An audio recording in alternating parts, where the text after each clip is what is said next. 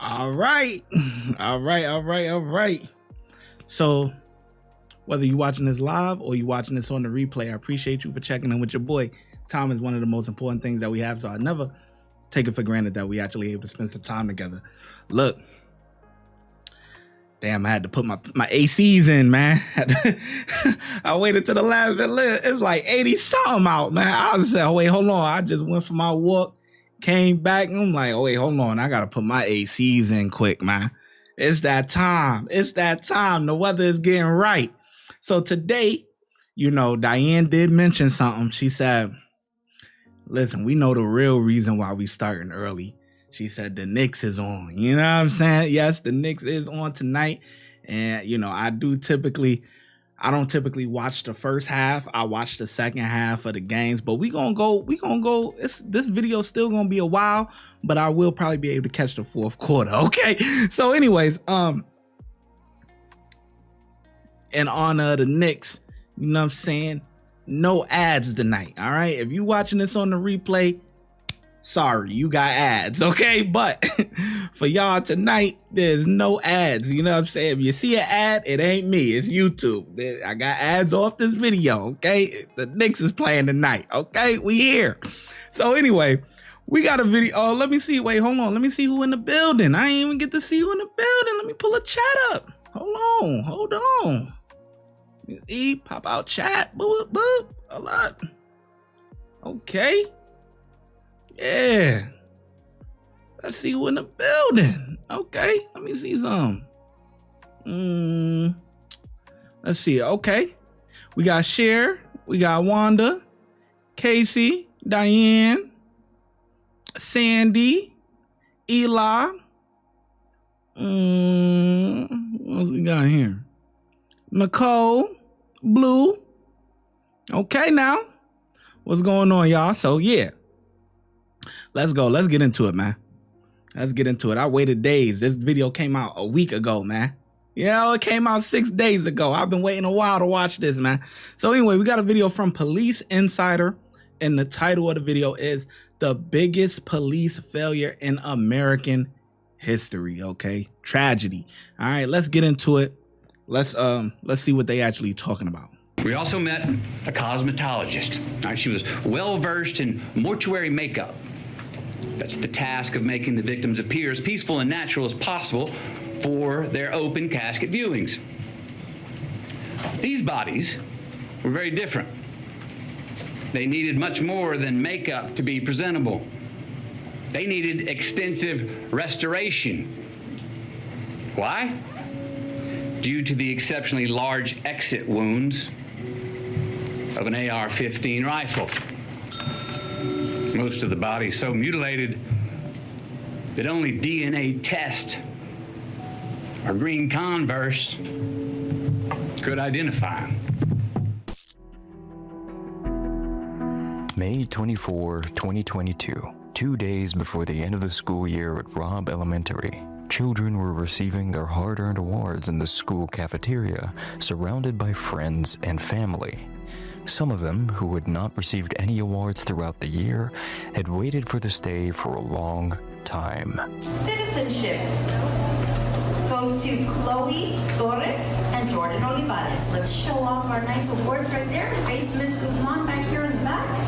The children had planned to watch movies in their classrooms after the ceremony and celebrate their awards with a pizza party. No one could have imagined that within an hour, the school would become the site of one of the deadliest massacres in American history.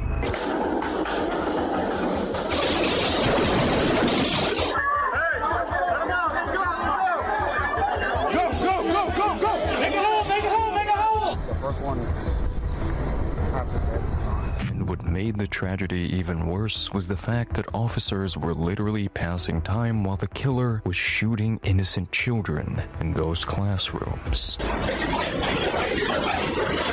Everything's closed, like the kids are not in there.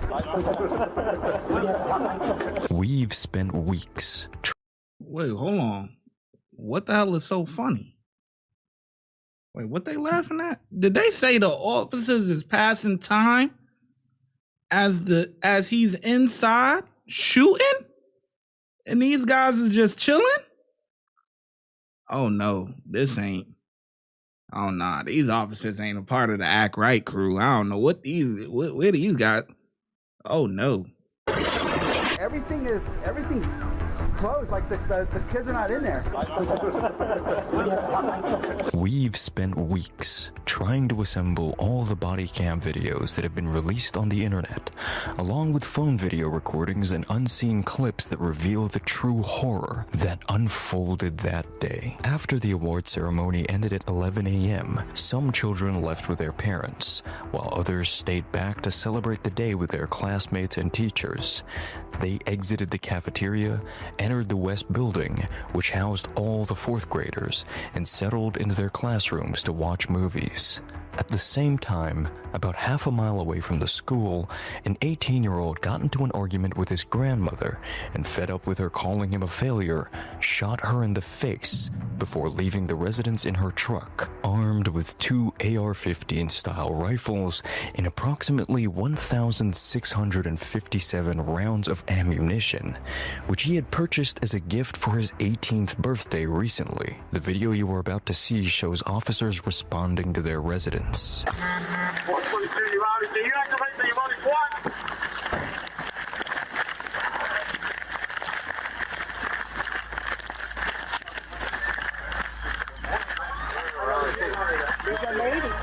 There's nobody else in there. It's just her. Need EMS? EMS. Good shot. Okay. Who did this to you? Who's your grandson?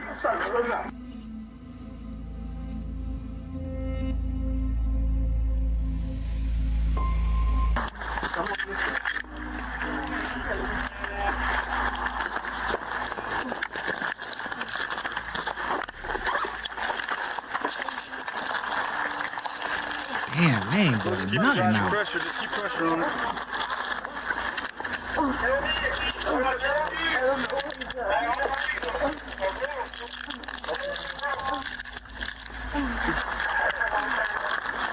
The bullet had penetrated the grandmother's jaw and completely damaged the right side of her face.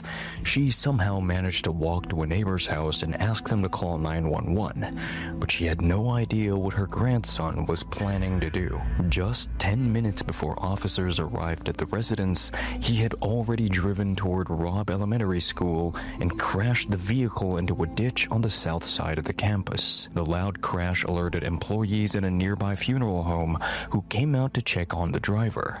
But when they got out about 50 feet from the crash site, they could not believe what they were seeing. As I approached him, I yelled out to him and said, "Hey, mister, I said, sir, are you okay? Do you need some help?"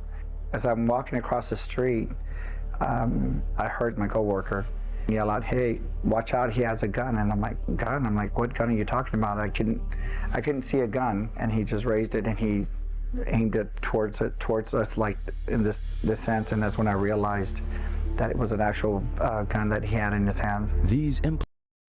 Okay. If you are ever in this situation, right, and you never know what life has in store for you, right? But when you are running away from a situation like that, you don't run straight. Do not run straight, because even though you're a moving target, your area is still the same. You want to run straight, but you want to weave. You know what I mean? It makes it a lot harder for them to, figure it out. Eventually they'll be able to figure, okay, he's going to go this way or whatever. But that's a lot more difficult than you just running straight. If you just run straight, your ass is grass. You do not want to, you definitely have to weave. And I get it. People who have never been in situations or never practiced things like that, never, and adrenaline is going. But you, at that moment, you got to think about what's the best chance of my survival. And it's not running straight. You have to weave. Employees were not the only ones witnessing the horror unfolding in front of them. A staff member from Robb Elementary had come out moments earlier, thinking someone had suffered a heart attack and crashed their vehicle into the ditch. As she exited the building, she propped open the northwest door to prevent it from locking behind her, a decision that police would later use to place much of the blame on her for the shooting. She then dialed 911. Uvalde County 911. Yes, there was just an accident right there behind Rob's school. Behind Rob's, they ran they ran into the ditch. What how many vehicles? It's a pickup. It's a pickup truck. Oh my God, they're running. I don't know why. Oh my God, he has to die. If I can have you around to 715 Oak Creeville Road, have a one vehicle accident, white pickup truck crashed in the ditch. Have a caller advising male subject has a gun. Be advised, shots fired, shots fired. Within seconds, the shooter climbed out of the ditch and jumped the school fence, completely unfazed by the crash, and began walking toward the parking lot. He left one of his rifles and a few fully loaded magazines in the truck, carrying only the DD M4V7 rifle, along with around 54 magazines, each loaded with 30 rounds. Did he say 54 magazines? Left one of his rifles and a few fully loaded magazines in the truck, carrying only the DD M4V7 rifle, along with around 54 magazines, each loaded with 30 rounds. He's up in the schoolyard, man. He just jumped over the fence. He's running toward the school. He's wearing black. Please, hurry. Yes, sir. We have multiple units heading out that way. One of the school coaches, Miss Silva, who was standing near the pavilion, saw him approaching the west building and firing rounds into the air. What is that? Hey, what is that? She immediately alerted the school office about the shooting and ordered the third graders who were playing outside into lockdown. By then, Officer Adrian drove onto the school campus and headed toward the pavilion after mistaking another coach running into the building with several children for the shooter, and in doing so, he passed the actual shooter, who would quickly hidden behind vehicles in the parking lot. The shooter then fired random shots toward the pavilion and began walking along the west side of the building, firing into classroom windows. As soon as I said, get down, he started shooting in my classroom window. And so we all took cover under a built-in table that is on the opposite side of the classroom, out of line of sight. When he started shooting, I was standing up and I fell to the ground, and debris was just, I don't know where the bullets went or anything, I just know debris was falling on top of me. And I started just crawling on my stomach underneath the countertop. I could hear kids whispering and praying to themselves. I could hear them trying to comfort their friends. Minutes before the shooter began firing at the classroom windows, Miss Amelia had walked back inside the building and kicked the rock away from the door, closing it behind her. She then began alerting children and staff in the hallway to go inside and lock their rooms.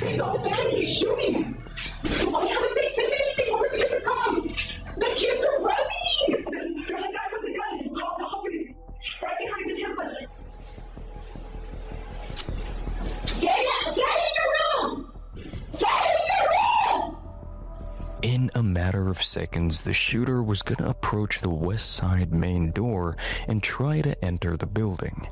One of the responding officers, Sergeant Daniel Coronado, advised shutting down the school over the UPD radio.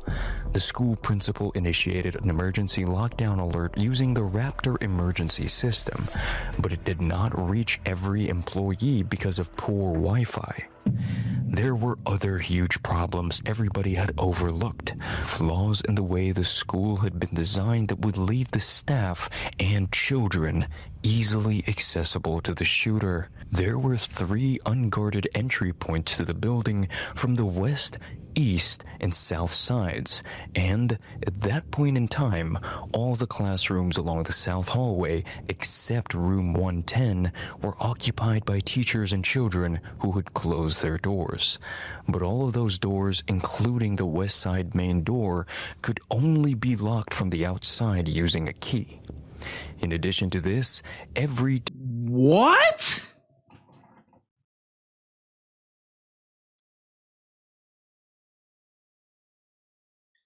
You can only, with the increase of school shootings that have happened, listen, everybody know, like, throughout the years, it has been more and more and more of this type of stuff going on.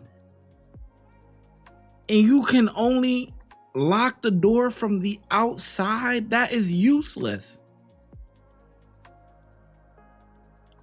I get it, right? You probably don't want, you know, someone, you don't want to lock the door. You don't want to have the ability to lock the door on the inside or whatever, in case, you know, somebody is want to lock the door and do some weird stuff or whatever the case may be. But that goes upon the, you know, the hiring process. Don't hire weirdos, you know what I mean? Stuff like that. But you should be able to lock it from inside and outside. That's something very simple. That is, oh man, this is bad. This is bad.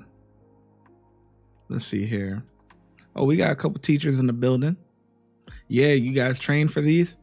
This is the school is so, I think schools is very vulnerable in general, you know, just because even if you train for it, right, and you can hide under your desk and this and that or whatever, man, if somebody gets in there, you are stuck, okay? You're literally stuck. However they get in, now you can make it a little bit more difficult for them to get in, right? But if someone gets in, they are at the entrance of the door and everybody else is just at their mercy. You're trapped in there. Whew. This is terrible, man. This is terrible. 2 adjacent classrooms were connected by another door in the middle, which could be used to gain access to both rooms at the same time. These design flaws were going to work in the shooter's favor, and this is exactly... Wait, say what? They could get in the entrance of... door could only be locked from the outside using a key. In addition to this, every 2 adjacent classrooms were connected by another door in the middle, which could be used to gain access to both rooms at the same time. Oh boy. These design flaws were going to work in the shooter's favor, and this is exactly why he was going to enter the school without any hindrance.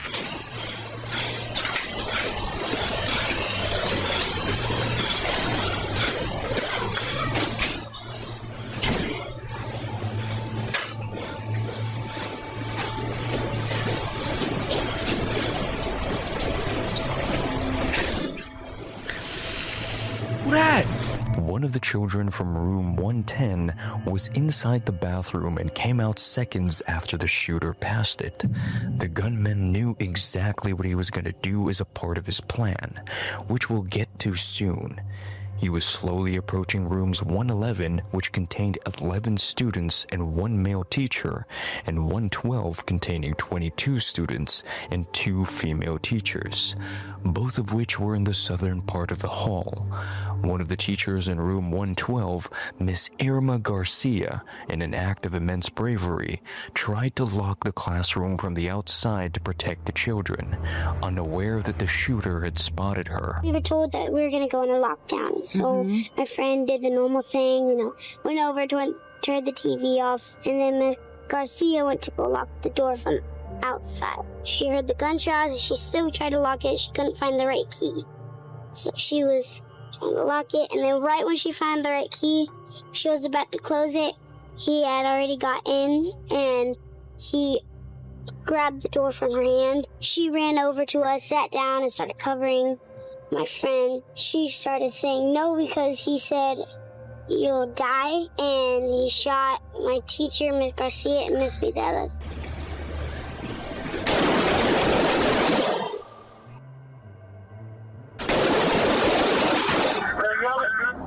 He made it into the building, guys.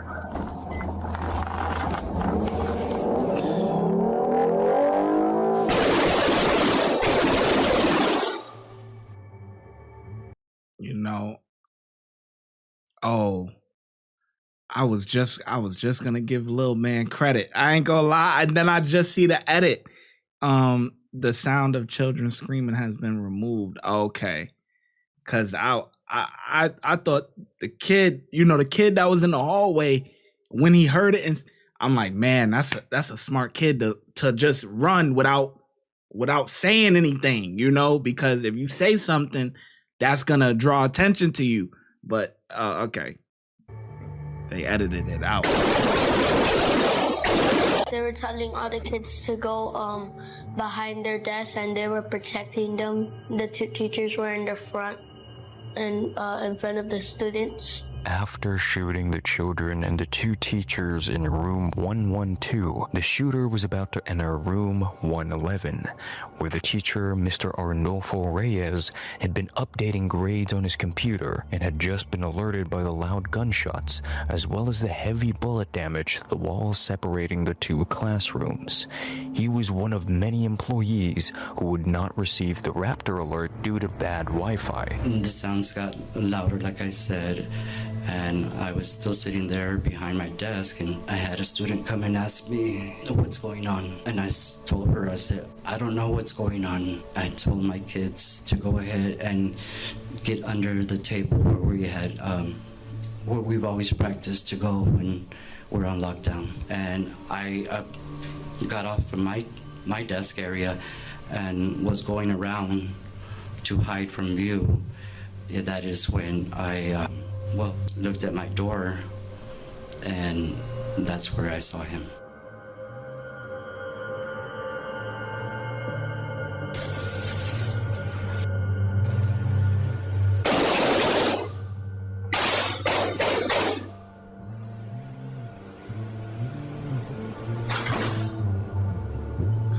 This is a rough one. I'm not gonna lie, guys. At me, he hit me in my arm, and then after I fell onto the ground, he came around and he shot the kids.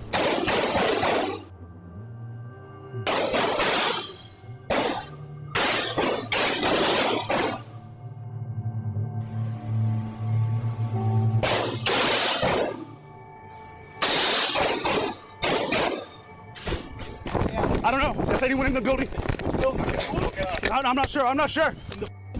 701 Uvalde, I've been advised that there's a woman that's been shot in the head off of Diaz Street. A woman shot in the head off of Diaz Street by an unknown subject. Slowly, dispatch began getting overwhelmed with multiple calls from around the neighborhood and from officers reporting incident details, in the middle of which operators received another call from someone trapped inside the building at around 11:35 a.m. The caller whispered, "Help me," and did not respond after that. The call ended after 44 seconds. Due to the commotion over radio traffic, the information about this call was never relayed to the on-the-ground officers. In a later investigation, it was found that multiple children, including 10-year-old Amory, were trying to call 911 from inside room 112, but the shooter spotted them and began firing at them continuously.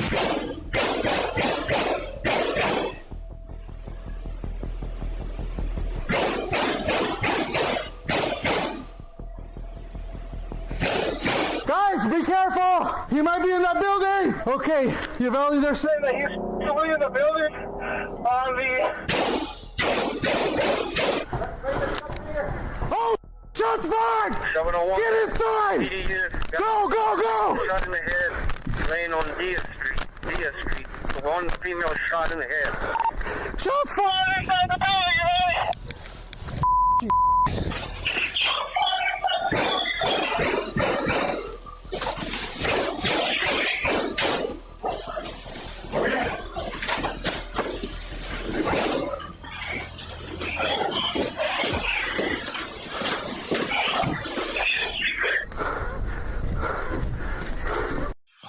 This hallway is so open too. Damn, guys can't even take cover for real. This shit is, man, this is a bad design. I ain't gonna lie.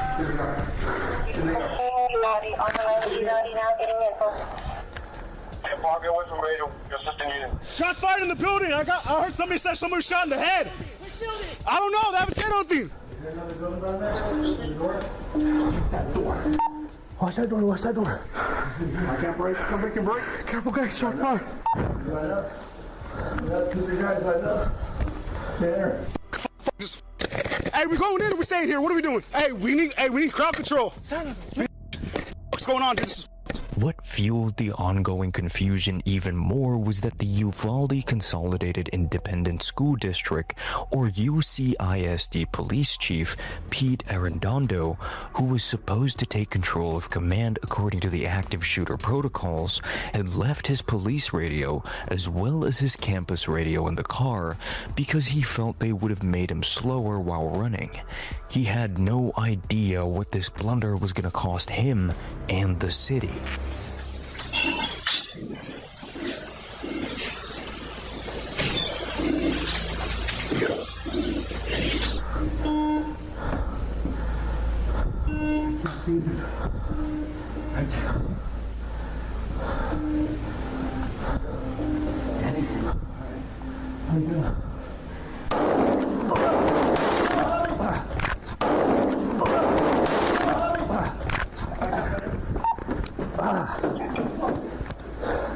All right. See, the design of this, even the hallway is bad. And now, you know, you school teachers, look at the next time y'all go to school. Hey, I listen. I know it's summertime coming up. Y'all winding down. I get it. But even right here with this door, right? The door is wide open, like the double doors or whatever. Even if they designed it to narrow it a little bit more, so that way there's a little bit more wall space so people could duck behind and get cover, would be a little bit better of a design. I know there's not much you can do for a hallway, right? You know, a hallway is a hallway. But little things like that, because these officers are just in the hallway sitting ducks. There's no cover at all. You don't have no, you know, at least if you're in a shootout in the street and stuff like that, you could duck behind cars and, you know, you have some sort of, there's nothing here. And they don't have school police? Where's the school police? Like, from the beginning, don't each school have like a officer? You know what I mean? Like, damn. Am I bleeding? Am I bleeding? Am I bleeding? Look at this. They just out. He's sitting in the classroom. Yeah, he got me, right? You okay? Yeah. You okay? He's in the class.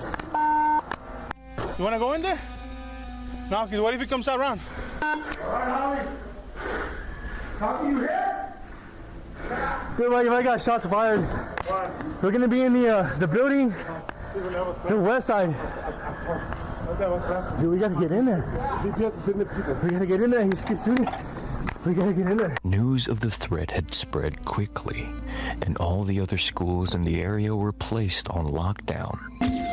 Lockdown, lock, light, and out of sight. Oh, and out of sight.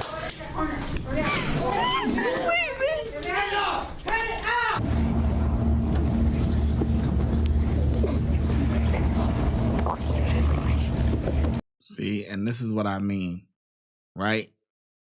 There has to be something built within these classrooms that is a legit hiding place. You know, like either a camouflage wall or something that's bulletproof. It's gonna cost a lot of money, and I get it. Cities is not gonna want to pay it, but that hiding behind the desk shit is not. That's not gonna work. Okay, that little wood desk ain't gonna work. He gonna pop the teacher in the head and walk right around there, and it's sad. You know, something has to be done.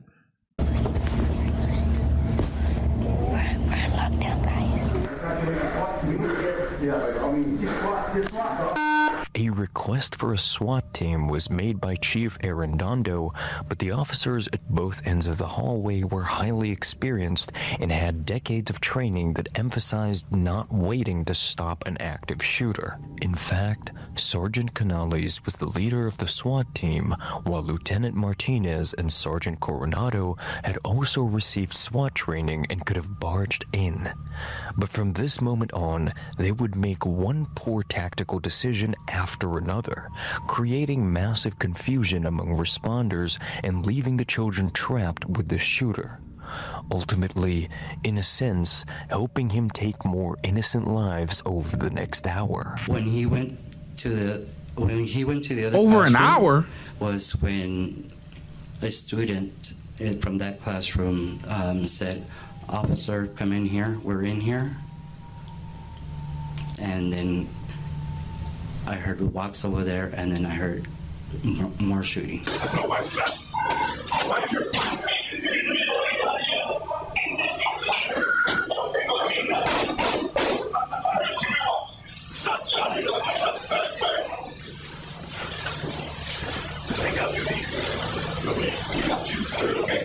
That's what I mean by the wall being a little bit wider so you can have better coverage. That doorway there.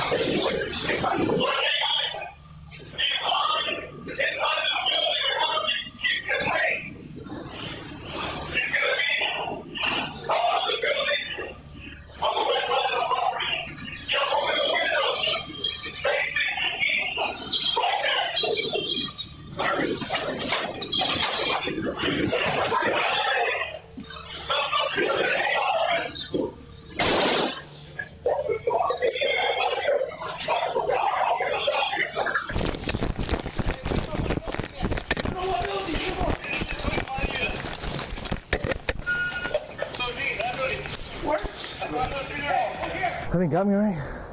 You okay? He got you? I don't know.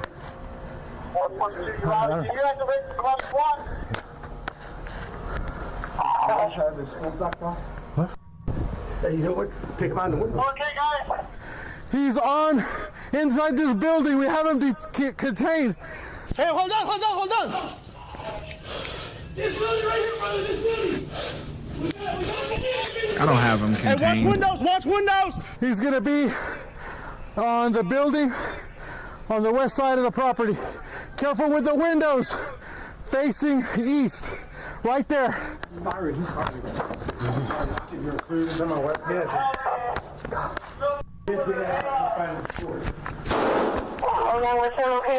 did he say about his wife?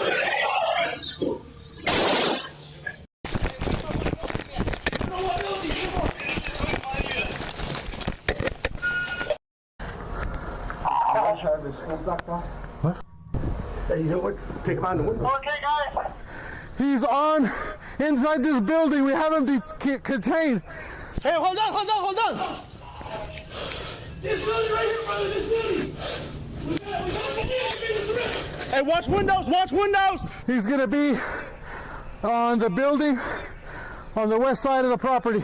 Careful with the windows facing east. Right there.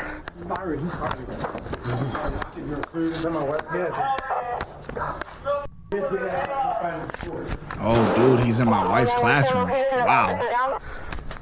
Geraldine. And Ocarino. Geraldine and Grove.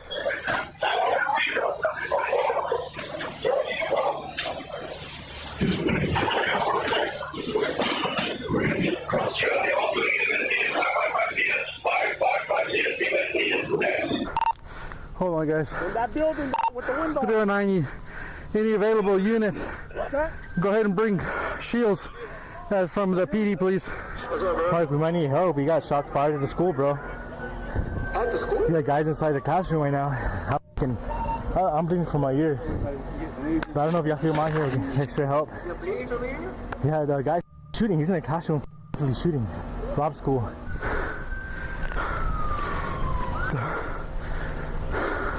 Here for you guys. You can get an agency to come out and help. There's any agency available.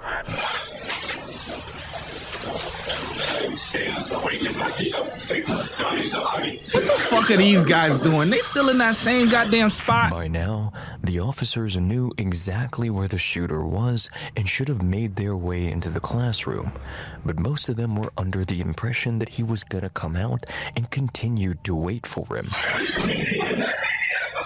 What the fuck? 309 Uvalde, can you contact DPS as well? I'm sure they're aware. Get a helo above the area.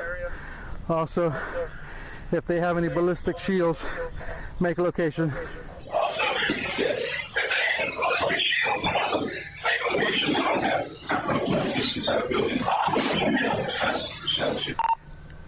Tip where he's male subjects in the school on the west side of the building.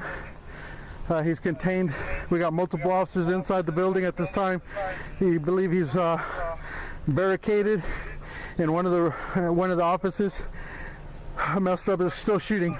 Sergeant Coronado made another blunder by repeatedly using terms like contained and barricaded while describing the shooter's situation. This led many to believe the suspect was hiding. That's what I'm saying. That's what I said earlier. I'm like, he's not contained. That's the wrong term. That's the wrong term. Right now, if the officers and everybody know where he is, they need to, I do agree that they do need to have shields. So everybody, everybody on the force, they know where he's at. So there's no need to everybody to be everywhere else. Everybody, let's go. We got the shields. The shield guys is in the front.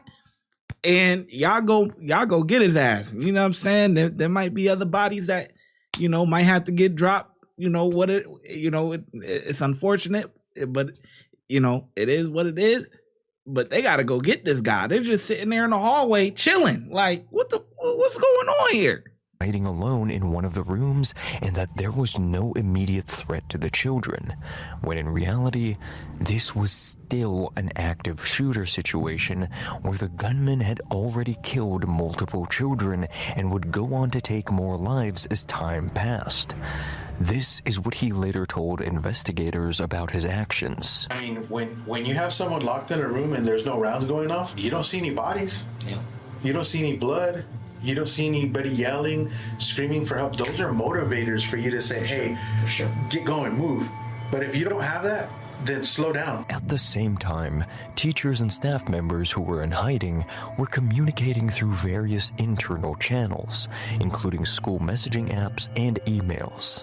More than 100 rounds had been fired by the shooter within 5 minutes, and one of those rounds had passed through multiple walls and struck Miss Elsa Avila from room 109 in the abdomen as she was still securing her classroom. As she fell to the ground, she and her students tried to control the bleeding while she sent texts for help to her family and fellow staff members. Uvalde County 911, we have an active shooter at Uvalde Elementary has an active shooter. I don't have a visual, but I could hear gunshots outside of my classroom. You could still hear gunshots inside the building and the building.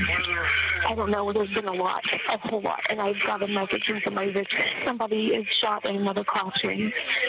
Somebody is shot in the classroom? Okay, can you tell me if it's a teacher or not mine, and another one. I'm sorry, what? Another classroom. I don't know. Please hurry. Okay, ma'am, what room number? What room number? Can you tell me what room? I'm in room 102. I'm in okay, so it's going to be across from you? I don't know where he's at right now. I gotta go. I can't let him hear me. Okay, ma'am. It's okay, I understand. Okay, hurry. Okay, ma'am. Oh, boy.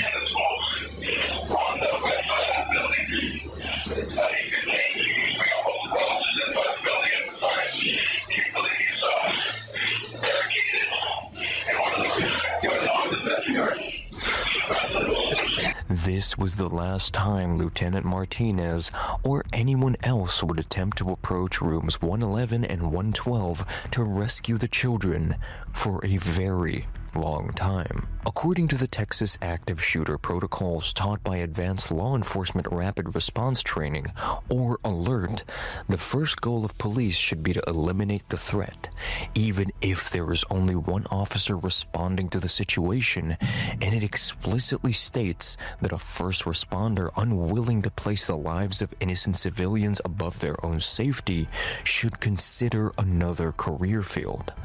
Right then at 11:40 a.m., Chief Arredondo called dispatch via his personal phone to report the shooter's location. But the way he spoke made it seem as though he was inside a room with the shooter, creating even more confusion. Hey, this is Arredondo. This is Arredondo. Can you hear me? Can you hear me? This is an emergency right now. I'm inside the building with this man. He has an AR-15. Is the teacher with him in the classroom? She's in another classroom. She's in room 102. Room 102. There's another person possibly shot across from her. They're not sure. Okay, so we have him in the room. He's got an AR-15. He's shot a lot. He's in a room. He hasn't come out yet. We're surrounded, but I don't have a radio with me. Please let all the units know he's going to be in room. Okay, the shooter's in one of the rooms. What room number, please? Yes, he's going to be in room 9, 10, 11, 12. He's either in room 111 or 112. And because he had left his radios in the car, he asked the dispatchers to relay messages for him, which certainly wasn't the best strategy and was going to lead to countless delays in orders. What other equipment do you need from the PD? Tip for whatever we have, we're definitely going to need some flashbangs if we have any. 10-4, is it going to be locked? I'm not sure, but we have a halogen tool, break it.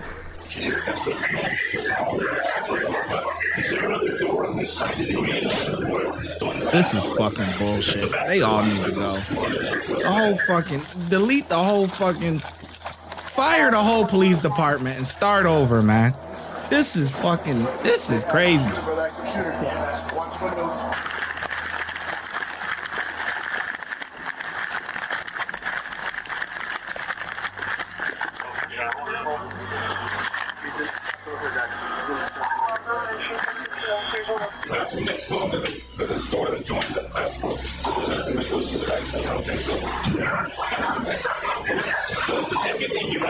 Be careful with the crossfire with the victim.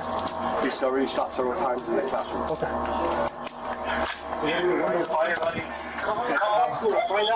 Miss Mireles' classroom. It's going to be Miss Mireles' classroom. See if the class is in there right now or if they're somewhere else. Again, it's Mireles' classroom. This radio message by Sergeant Canales was based on the calls and text messages being sent by Ms. Ava Mireles to her husband, Officer Ruben Reyes. She had been severely shot and was pleading for him to come in and help her, saying she would die otherwise. But no one did anything. You know if they're actually there, they're not, or where they're at. Description? Any description? Yeah. Just wearing black. No, we can't see them at all. Is there a window? Huh? Any windows in the building? We were at the front and he started shooting. The shot went everywhere. Switch over to PD primary. Switch to PD primary.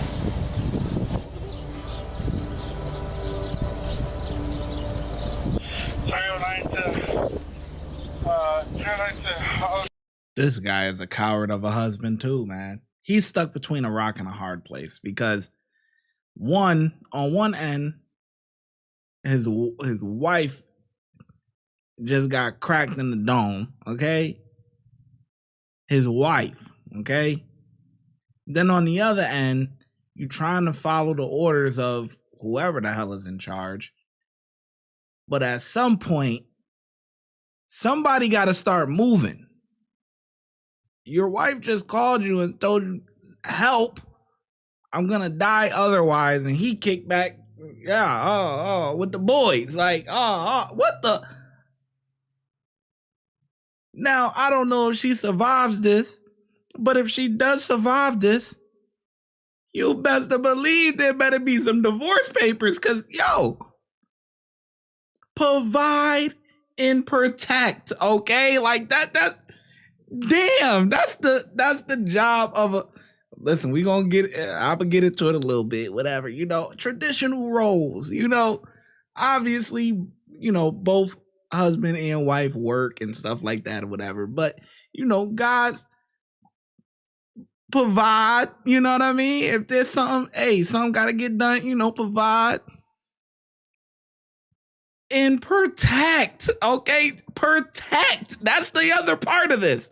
Protect. You just go, your wife just told you she got cracked in the dome and she gonna die otherwise, and you just la la la la la la la la. Like what? What kind of shit is that? Go ahead and see if you got the a mirror too. There should be a mirror there so that we can go ahead and look around corners here. Y'all want to walk with me to see the back? Which classroom is it? The second one? Follow me, guys. Let's go.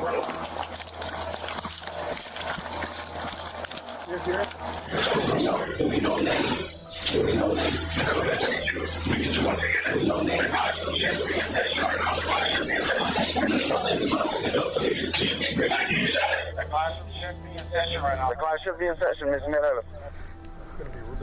19, your status. Oh no. Uvalde PD is just advised 401 stated he's got the shooter in room 111 or 112. He's going to be armed with a rifle. These officers were trying to recover a black backpack lying on the ground outside room 102.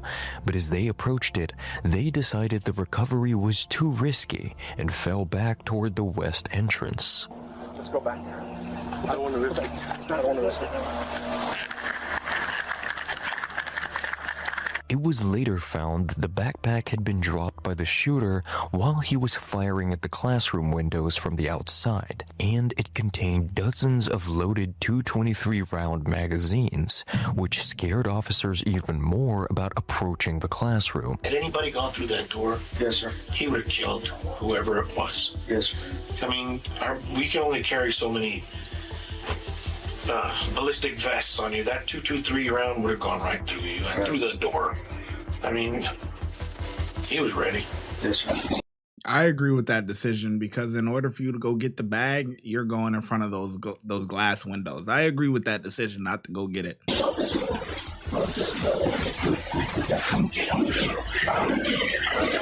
I don't know, 412. I don't know what she said. 412. What class is it? 703 Valley. I'm going to give you a 28. That is going to be the suspect's vehicle.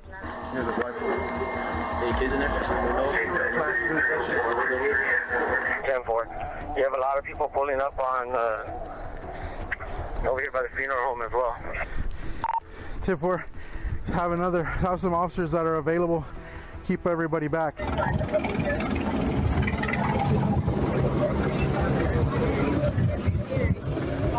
You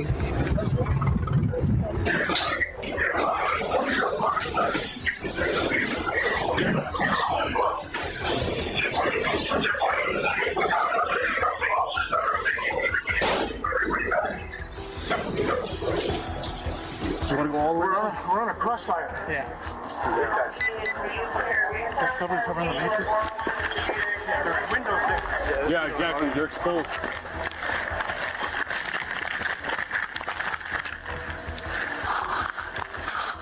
Hey, watch it, bro. He's in that back room. He's popping shots off. He shot the windows out. He's in the back room on the far inside. There's a door that goes all the way across. I'm thinking so.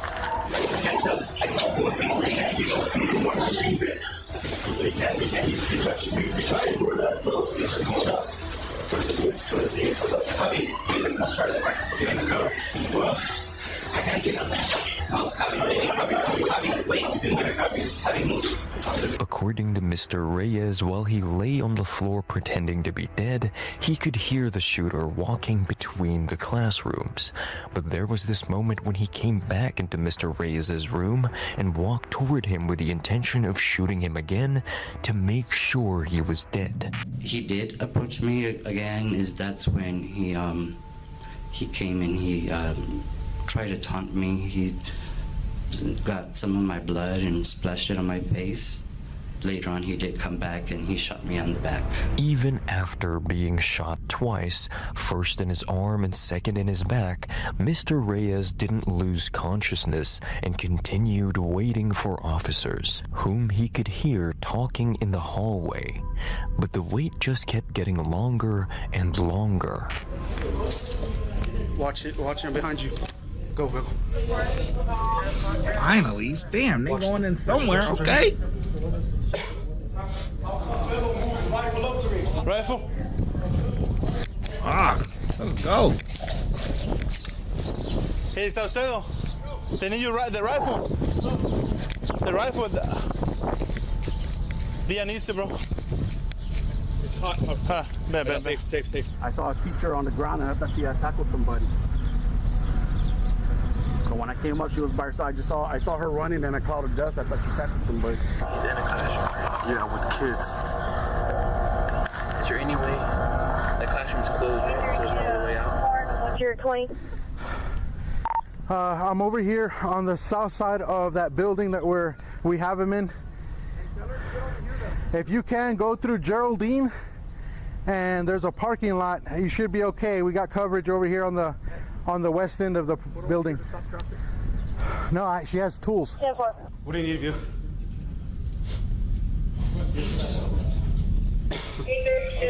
What's your 20? You on here? You don't see the rifle? I don't see the rifle. 309 Uvalde. If you haven't already, get a hold of BP as well. Yeah, come on! My dog is in there. Come on! Who's passing here? Hey, y'all need to step back. That's what we're trying to find out. Step back. Get back! Get back!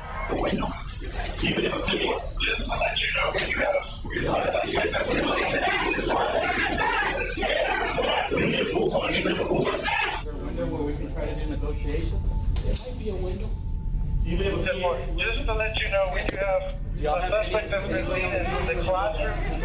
The windows are finished. Hey Jay, hey man, is this a stop? No, I don't know what this was. 309 Uvalde. We're attempting to locate, contact all. Is there any kids locked down? I don't know. Some of the officers were still confused about whether the two classrooms were occupied, even though it had already been announced over the radio that the classes were in active session. Amid all of this, the shooter would go on to dip his fingers into one of the victim's blood and smear LOL on a whiteboard in room 111, mocking the injured victims waiting for help that would never come. You know, I just honestly thought that they were in the cafeteria because it seemed like all the lights were off and it seemed like it was really quiet. I didn't hear any screaming, any yelling. I literally didn't hear anything at all, you know, and this police department got to be broke after all the lawsuits that they gonna get. This is ridiculous, man. You know, you would think if there was, kids would be yelling and screaming. We couldn't hear the kids. We couldn't hear him shooting anybody or anything like that. So I guess that's why they were waiting to make entry, because we didn't know what was going on in there. It was too quiet. For some reason, officers didn't know that the children and staff were simply following the lockdown protocols, which explicitly mentioned that everyone inside the classroom had to turn off the lights and stay as silent as possible. You have a team that you can stack and go put the shield or no? We have one shield. Right here. We still need somebody on the south side. We still need somebody on the south side. He's on that aisle, but on the other side. Okay. Just be careful. What side? On the other side. Okay, so we're good going through here? Yeah, this side's good. There's a chair on the highway. Let's go. Let's go. Run.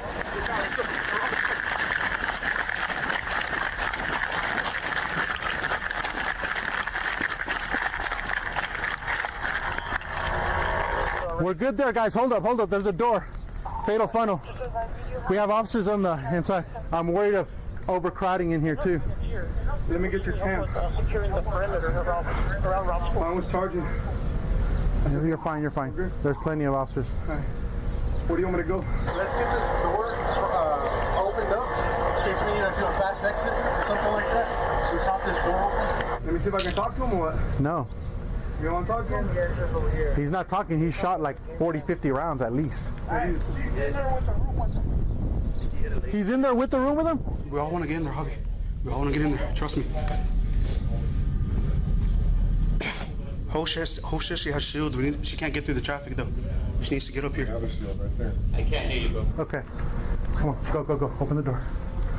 Open the door. Go, go, go. I'm good. Watch out, watch out. It's us. Hold on, right? 442.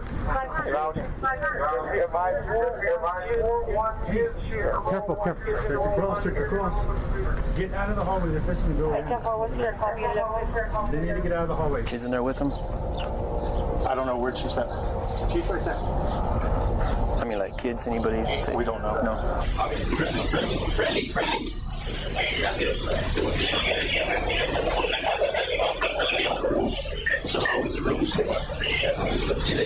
Support units that are just showing up units. If you can't help with ground control on the outer perimeter, we have coverage all the way around the campus right now.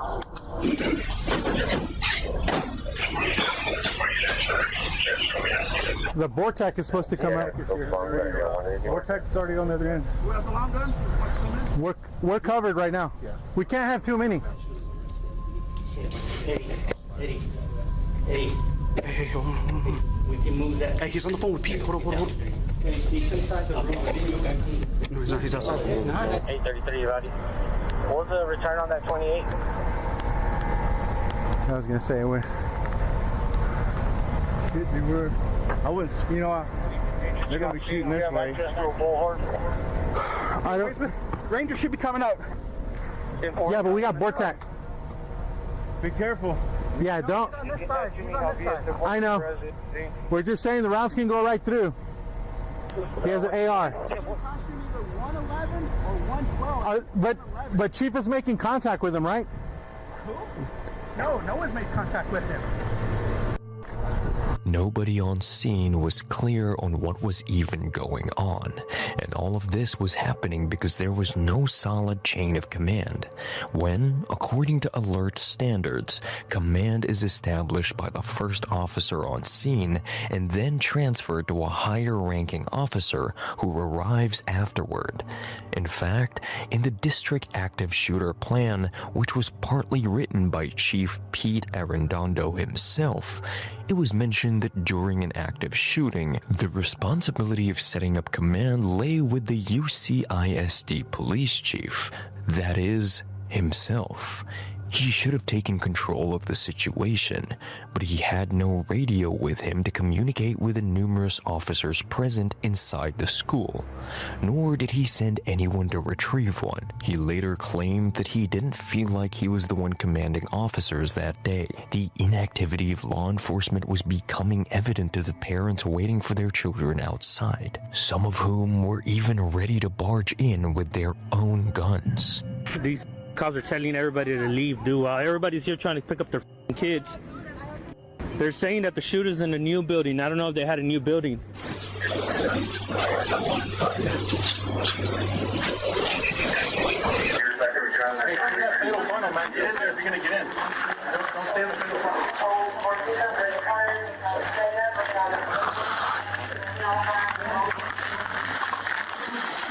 Look, they're just off parked and outside, man. They need to go in there. Get in! What the is the deal, dude? There's kids. Oh, man. I'm gonna go.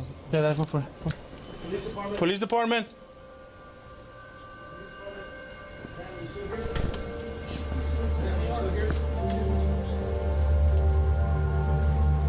Nobody? Ain't nobody in this one either. Look at that, bro. They're all in there. The cops ain't doing but standing outside. All the kids are inside the school and they're just standing. They're parked. Oh my god.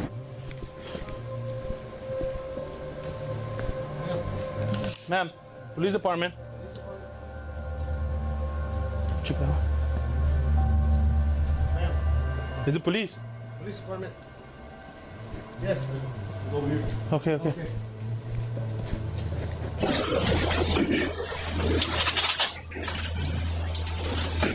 All the parents are going to the front.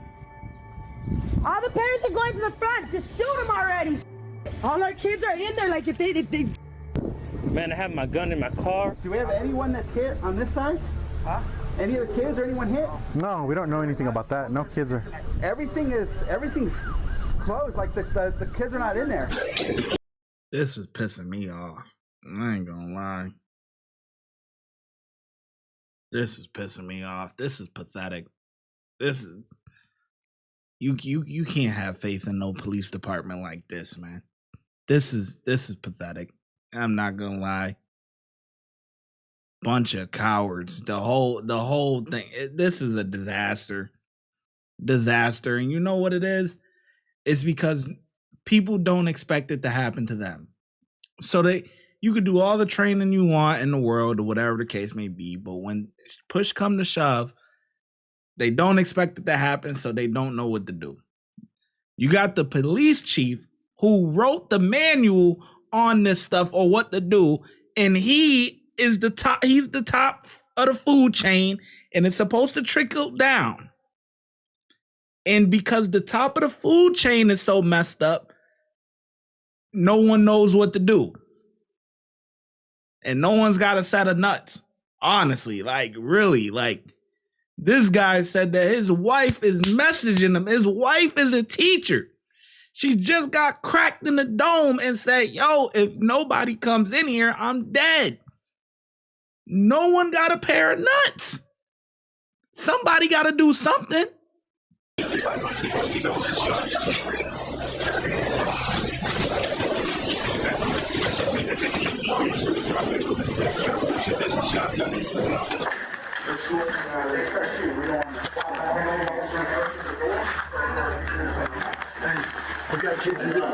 We got kids in this room.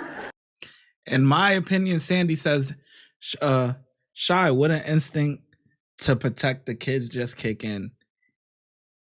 Yes and no. And I'm gonna be honest about this, right?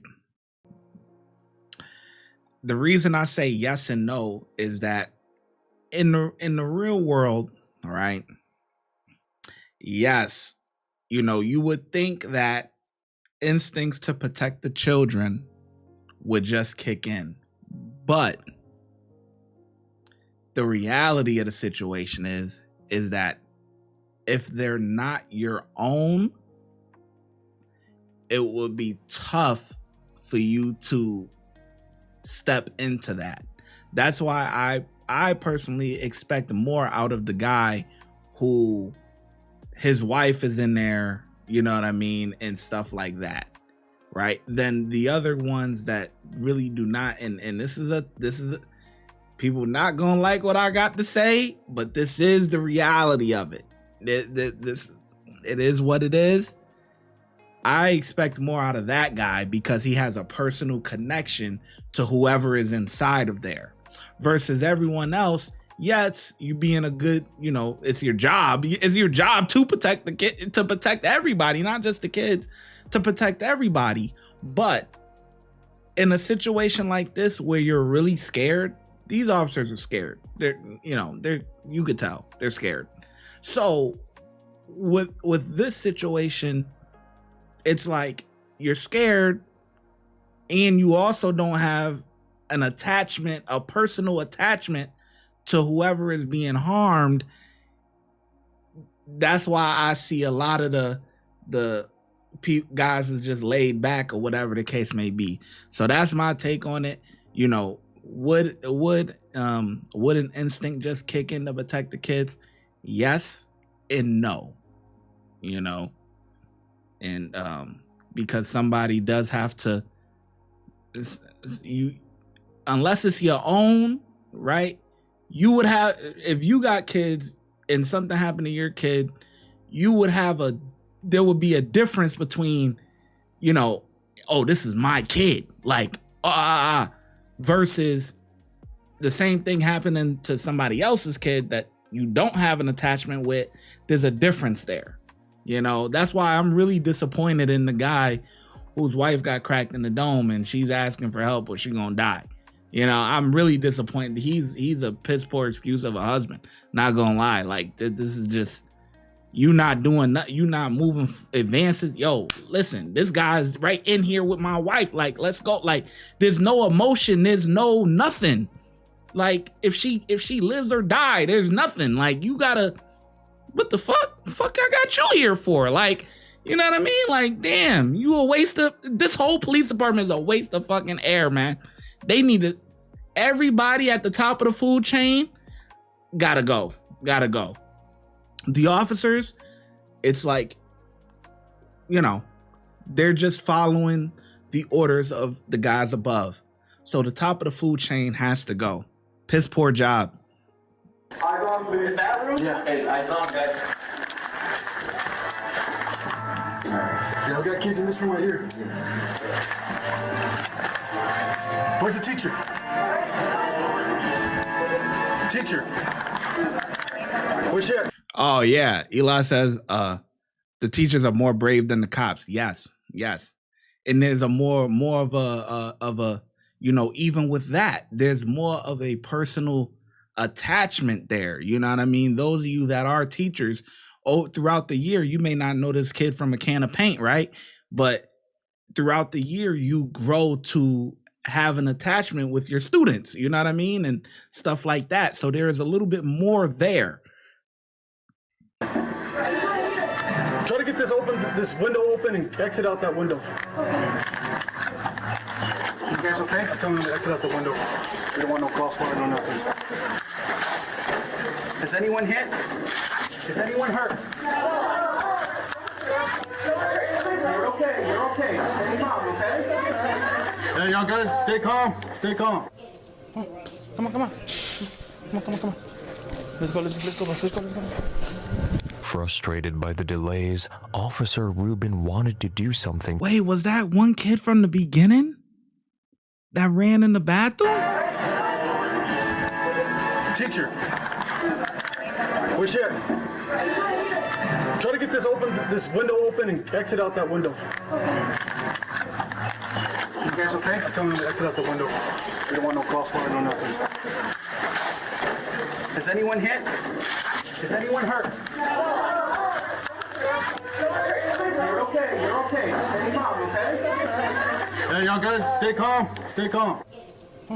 Come on. Wow. Let's go. Frustrated by the delays, Officer Rubin wanted to do something to help his injured wife and the children, but other officers on scene did not think it was a good idea. Hey. Ruben. She said she shot Johnny. This is about for both of us.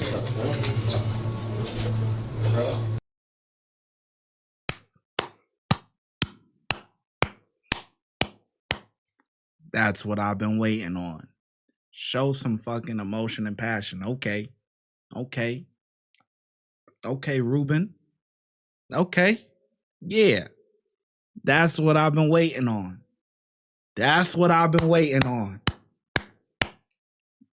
You tried, right? You showed there's some emotion there. You have to follow order though.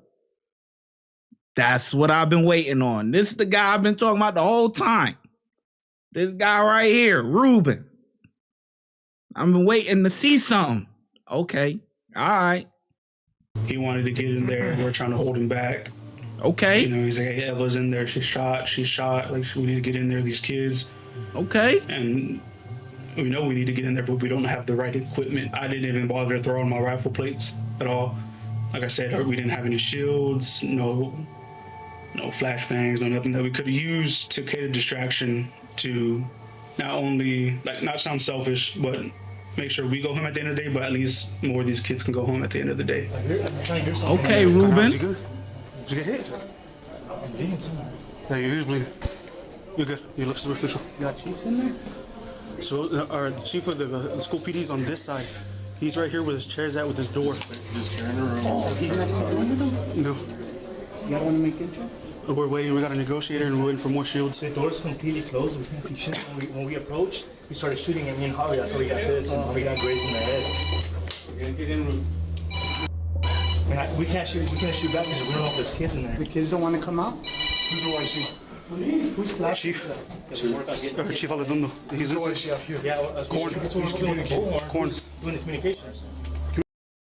Oh, I see. Officer in charge. Communication, I don't know. 6-4 units, we have more tech en route. More tech is en route. For what side are they going to be coming through? This one, is everybody check this one? Check. Police department, police department. Police department, in here. Come on, these motherfuckers check the classrooms that ain't got nobody in it real good. Y'all can't be like that when there's people. Yes, I do. Get across the street. Because I'm having to deal with you. Get across the street. Get across the street. I have other stuff to do. We're going to back up or you're going to walk this gate and get him.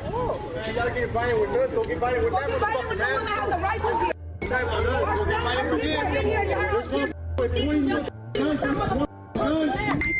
here. You know that there are kids, right?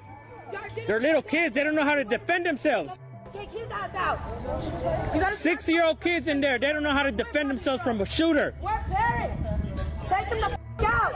As the crowd grew more impatient with every passing minute, officers began evacuating staff and children trapped in the classrooms around rooms 111 and 112. These evacuations were carried out on Arredondo's orders, even though active shooter protocols prioritize confronting the gunmen over clearing nearby classrooms. Hey, I need somebody to help the kids out.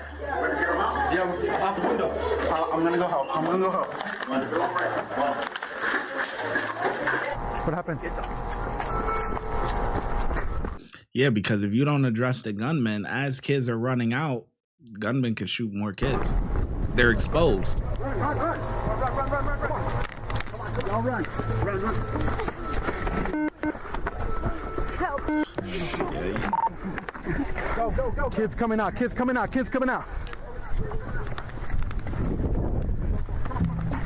So we start pulling them out, and we're breaking the blinds and pulling them out, and I could just see how scared they were.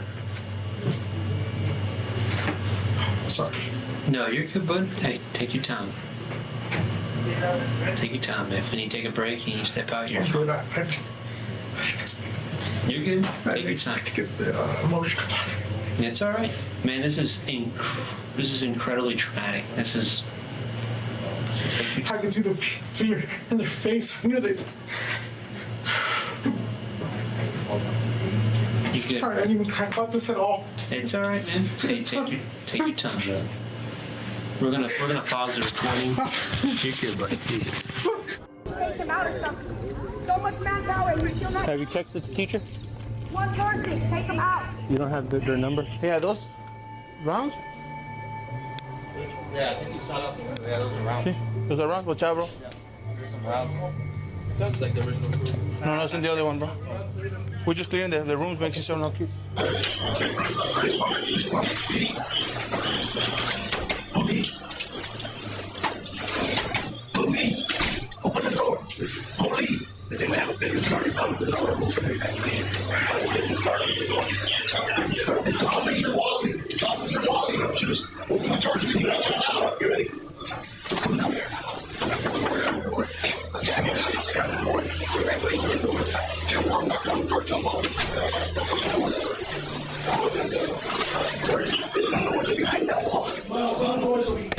Uvalde, open.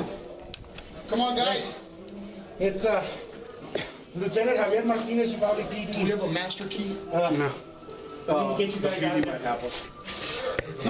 Come on, get out. Out. Ready. Come on.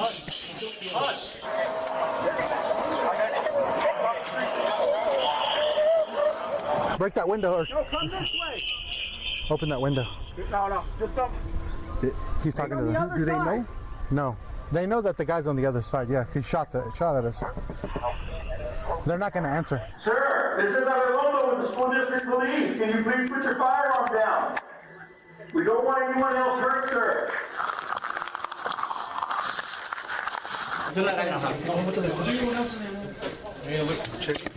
Go, Wally, go. Clear. Check.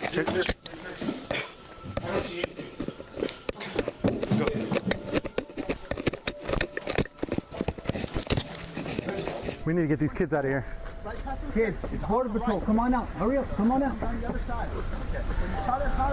They're scared, man. I know. Sir, this is Uvalde with the police department. Can you please put your firearm down? Sir, can you hear me in there? Sir, can you hear me in there? Please put your firearm down, sir. And come on out. We don't want anyone else hurt. Who got shot in the head? Somebody got shot in the head, supposedly. Teachers. Teachers? Is it true that the window for that room is open from the outside? Supposedly he shot the windows out, but I'm not 100%. There's a lot of info flying around right now. Is that some good intel? Take a look in there. Yeah, we need to go over there and see if there's shots. You want to move up?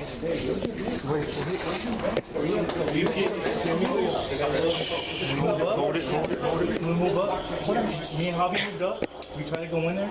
It's dark. The guy busted the window shot towards us. So we were blinded. We can't see anything. These are innocent children, sir. Please talk to me. Please talk to me, sir. Can we lift it? Is it open? No, it's not. Here, let's bust it, yeah? I don't want to scare them. I know, but they're scared already. Here. Come on, kids. Come on, kids. You want to do it? Watch out. No, wait. Hold on. We got to get them out of there, bro. I don't know what the f is going to happen after this. Yeah, but you got to hear. I got to get them out, bro. Rob school. Somebody at the office. Watch out.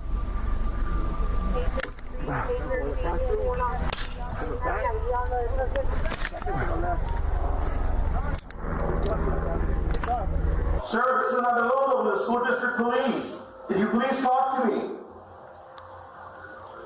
We don't want anyone else hurt. Sir, can you hear me?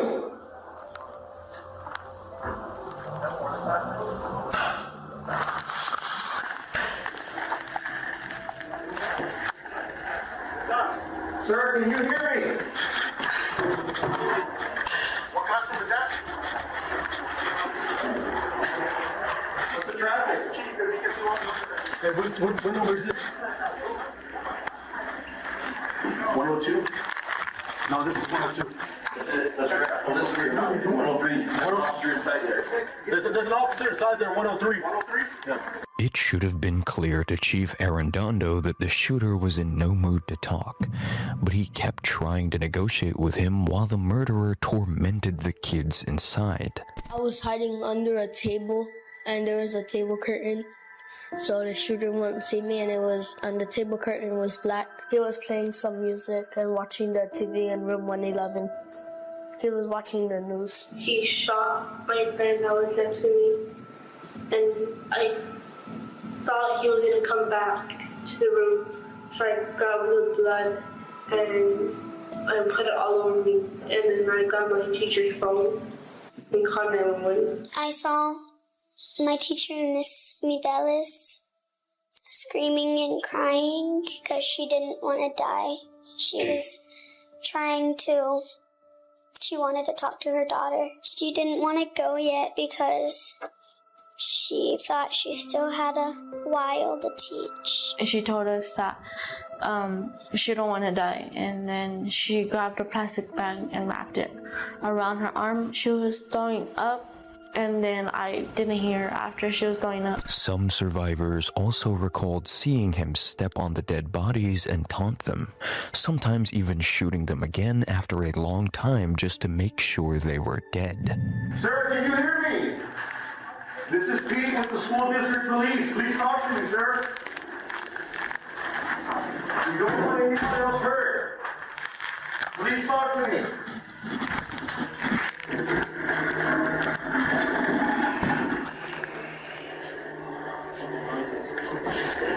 Sir, this is Pete with the school district police. Can you please talk to me? We don't want anyone else hurt. I ain't gonna lie.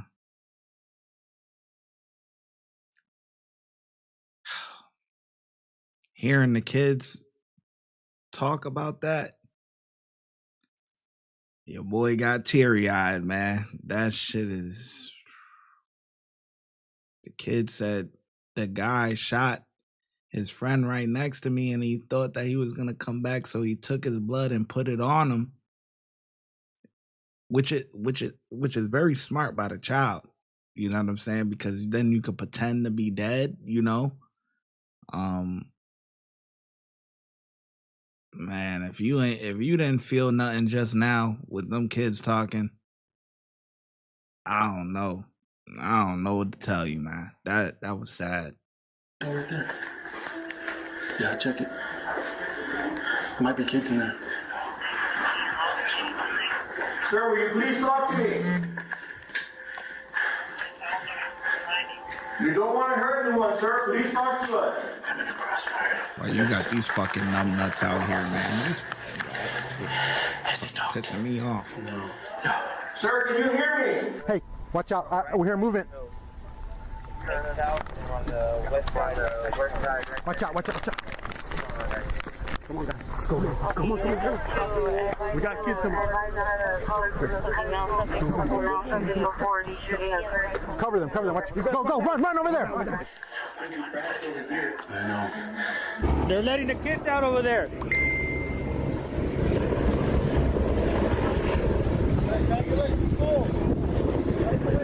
They're letting the kids out over there. That's fine, but the other instructions. All right. Come on, get them out. Come on. Come on, guys. Get sight on that rooftop. On the other side? The other side, where you can see his window. Is there windows in there? Yes. There's 2 rooms on the side. Is he still in there? I'm not sure, man.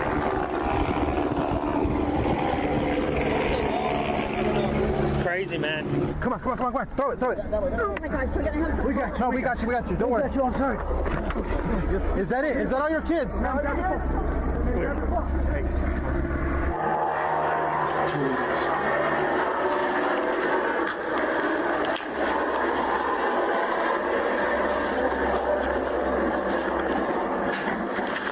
Miss Thompson, I'm not gonna go in. They're shooting up the elementary school. Yes, there's an active shooter in there right now. There's cops everywhere, and it's not my son. Robb Elementary. My kids, they're on lockdown right now, all the high schools. But I'm right here where the shootings at because my nephew and my niece are here. A Texas Department of Public Safety, or TXDPS, helicopter had arrived on scene and began monitoring the school building from above. Within seconds, dispatch received another call from a child inside the classroom that lasted about a minute, but no communication took place. Again, information about the call could not be relayed to the officers on scene because, according to a Facebook post uploaded in one of the dispatcher groups, there were only 2 operators working at the time. The only 2 handling multiple emergency calls, police communications, dispatching units, medics, and even interacting with trapped victims. Despite all these challenges, the operators were going to call the child back in just a few minutes. Sir, can you hear me? Can you please talk to me, sir? We don't want anyone else hurt. My name is Pete. Can you hear me, sir? Señor, ¿puedes oírme? Nomás queremos hablar con usted. Leave it open. Ruben or Mike? He's out of here. Somebody needs to draw a diagram of where he's at. If our assets are on the right, and then we're going to get here and straight right. Maybe Mike. Where's Wally? Wally. Hold on, guys. Hold on. We'll talk to Mike. Mike's more familiar with the camera. Mike, he's over there with Ruben. Okay. Si estás ahí, no queremos que nada pasa a los niños se vayan adentro, por favor, y usted también. Can you hear me, sir? ¿Me escuches? Nomás queremos hablar con usted, nomás si puedes poner la arma al piso, por favor. Do we have any more shields? Where's the who said she had shields? These 2 doors right here, the first 2 on the left. Hey, is there anyone in this classroom? We don't know. No, we need to find out though. They're not going to come to the window. We tried several times. We had to get them out forcefully. There's kids in the. There has to be kids everywhere. So people already got shot. And there are helicopters everywhere, cops everywhere. It's crazy. And that's because All right, then I'm still waiting for the school to let us go pick up my son because they're not going to let nothing till everything's clear. But as soon as I pick up my kids and take them home, I'll go back to work. All right? Sir, can you hear me? We don't want anyone else hurt. Will you please talk to me, sir? Hey, if you can hear us talking, if you just knock on the wall, let us know you're okay. We don't need anybody to get hurt in this. That's yeah. Could you knock on the wall for me? The only part which we spent maybe a couple hours on was a barricaded subject. Come up to a barricaded subject, possible hostage situation, hold, get what you need, and if it turns back into an active shooter, then try to breach it. But never have I gone to an active shooter school training where they literally sit there with the door closed and locked. 2 shields here. There's 2 shields right there. No, we got one in there. Yeah, right here. Okay. Yeah, but isn't that how the training is? What, like, it would be better for people to lock the door, stay quiet, turn the lights off, keep the kids as quiet as possible. Because if you make noise, you're gonna alert the shooter. Like, hello. Shield to shield.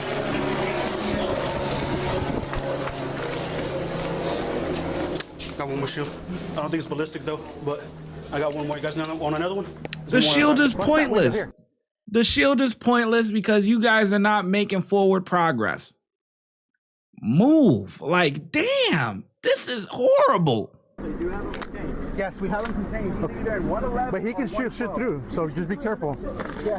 Well, he's already watch your face.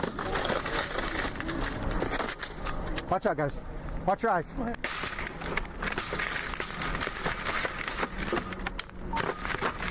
Okay.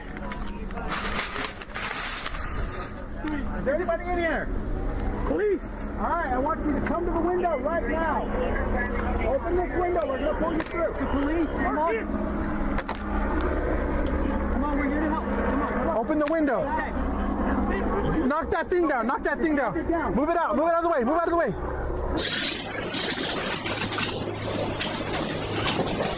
Can you hear me, sir? All right, ready? Open this window. Open the window. Quickly, sweetheart, quickly. Open the window, guys. Open the window. It's okay, guys, it's okay. Pull the window. Okay? There's a teacher, Open the window. Oh, unlock it, unlock it, unlock it. There you go. Pull that thing out, pull that thing down. Watch it. Watch out the window. We have some kids that are scared, man.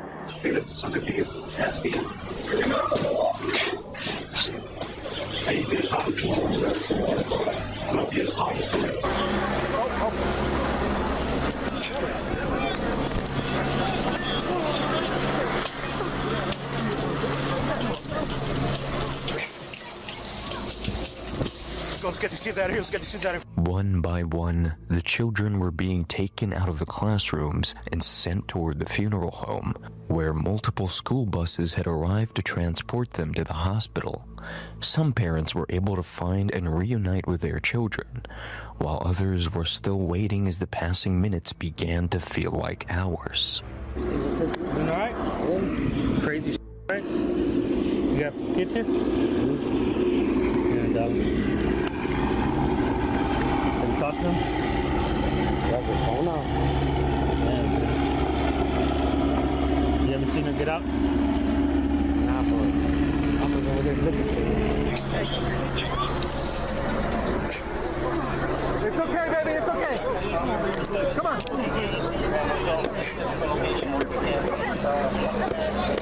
Come on, bud. You're good. Just follow. Come this way, okay? Come on. Hey! Go. Watch it. Right, yeah, throw that over there. Go. That's good for teacher. I gotta ask, but it's... Sir! Could you knock once if everybody's okay in there? Just give me a good hard knock. Let me know everyone's okay.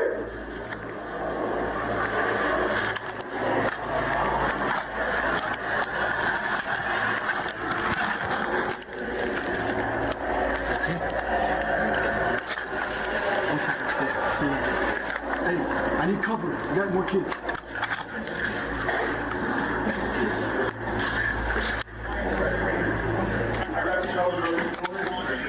Cover. Go for it, brother. All right, this is what we're gonna do. Y'all gotta come out this door. You're gonna take a left, and then follow the cops. Okay? Take a left. Go fast. Go.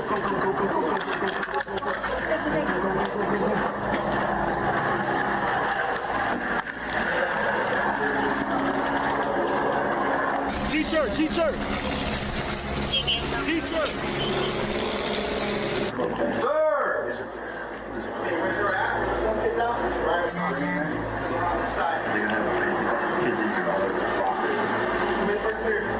What do we got breaking on their windows? It's clear. Tell me. Checking this one. Clear most of them out. We're farther down. Completely clear. We got more tech here? Yeah, we're gonna clear out before we do any reach. We're gonna clear all these. We got these more teams. This is empty.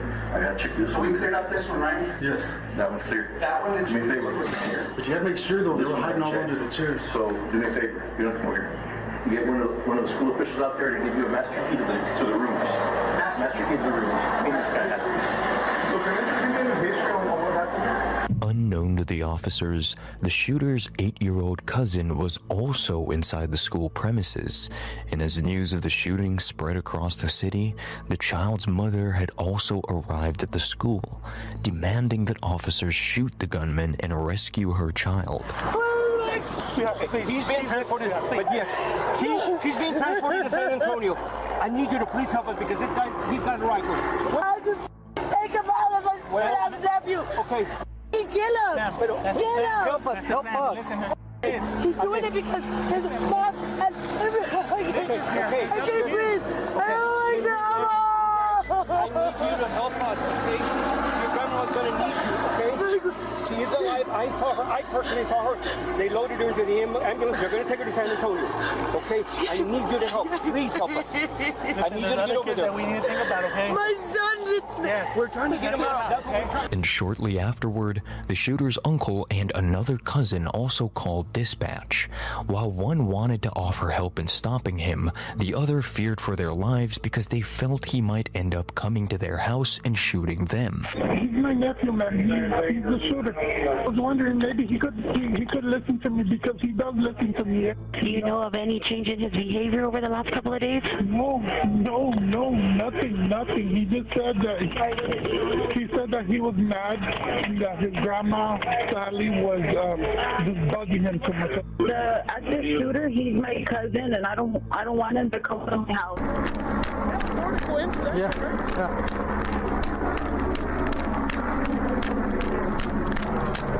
You guys at 832, check the public service man. Imagine shooting your grandma because you don't agree with something that she says, and then going to shoot up a school.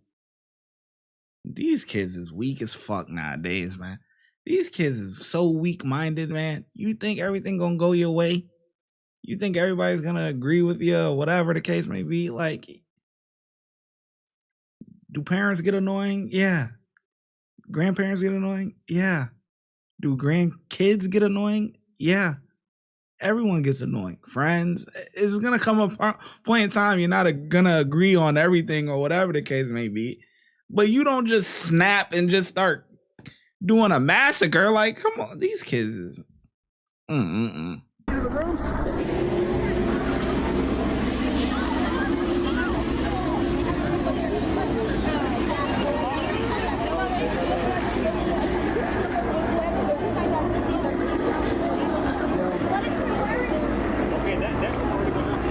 Nobody knows who this guy is.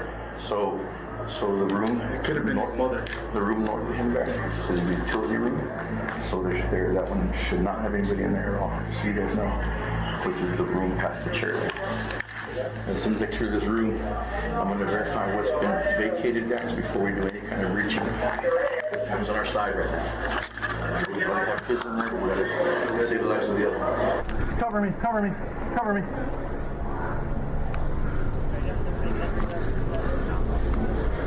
Uvalde police.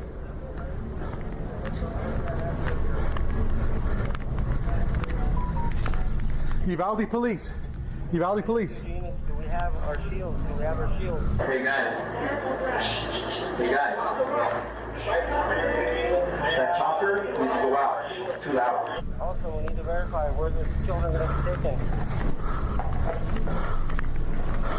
Multiple shields up, multiple HPs on scene, 4 tactics arrived.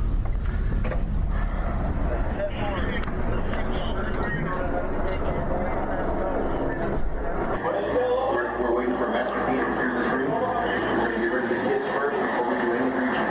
Okay? So. Chief, there's no way to get in that classroom. I can bust the window. I don't know if it's what. Cover me. I don't want to create more. Okay.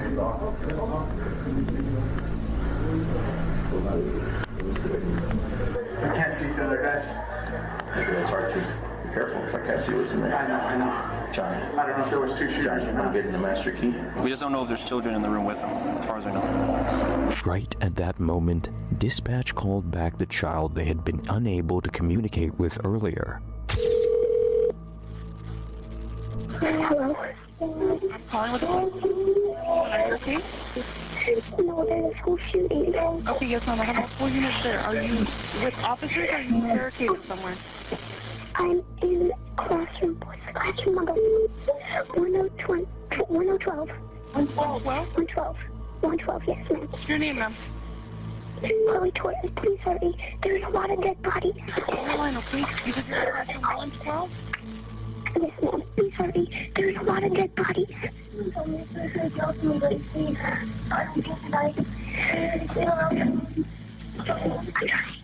Please. Okay, I'll try my best. My teacher is dead. Oh my God. One of my teachers are dead.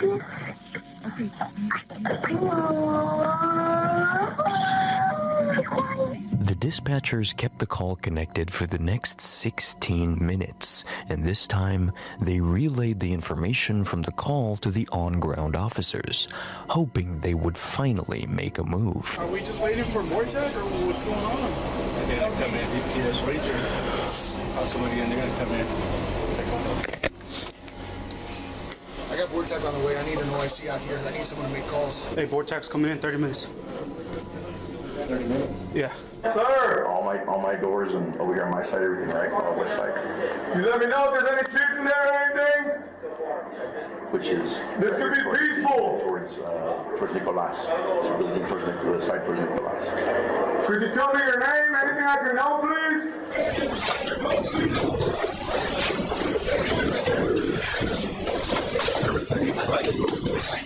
And tell them you're trying to make it as quiet as possible. I don't know if they're broken glass and triggered it. Yeah, you're on crossfire. Okay. I'm waiting for, I'm sure to the outside that your brick windows getting the kids out. So they can keep on doing that. Shots fired. What's the game plan? You have a child on the line. Hey, what was that? It's going to be room 12. I will need to see Salvador Ramos. Room 12? Where's room 12?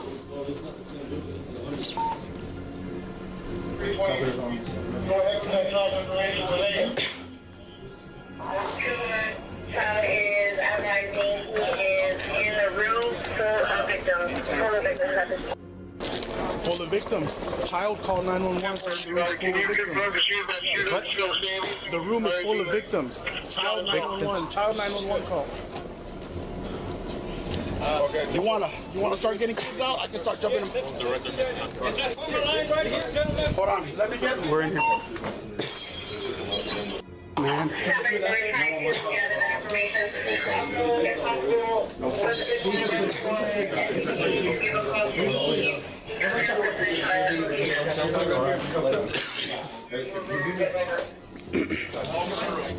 One of the first members of the Border Patrol Tactical Unit, or BORTAC, Commander Paul Guerrero, arrived on scene, but he was ordered to stand down by Chief Arredondo.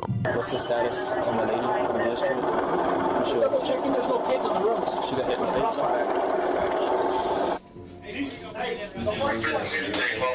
Let's find out. Let's find out. Border Patrol got more balls than the police department. Hey, who's in charge of task? It's gonna take time. We all need bangs. You got gas? They're bringing gas and bangs. We got victims in there. There's victims in the room with them? Yeah, child on the phone, multiple victims. A child just called that they have victims in there. The call that you got in from one of the students, what did they say? Okay, Chloe's gonna be, it's Chloe. She's in room 112, I'm in 112. So how many are still alive now? 8 to 9 are still alive. As far as you know. No master kid, I'll beat you. Got shot. Then he came here. So he lives here. He lives here. Please show me about it. What's his name? Gustavo Ramos. Gustavo Ramos. Saul Ramos. Saul? Saul Ramos. All units, back weapons round, about 30 magazines fully loaded. 30 magazines fully loaded. AR-15. AR-15 found outside.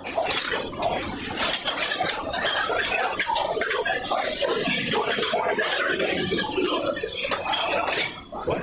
30 magazines loaded. Yes.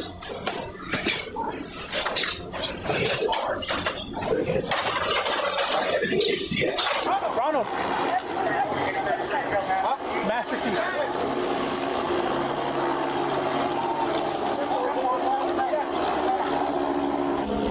Dude, there's random people carrying their own guns. I saw one guy. I'm like, I thought he was a shooter. I'm like, what the fuck? But then they said it was an AR-15. I need some air. Yeah. Mine's up. I'm good. Breathe, baby,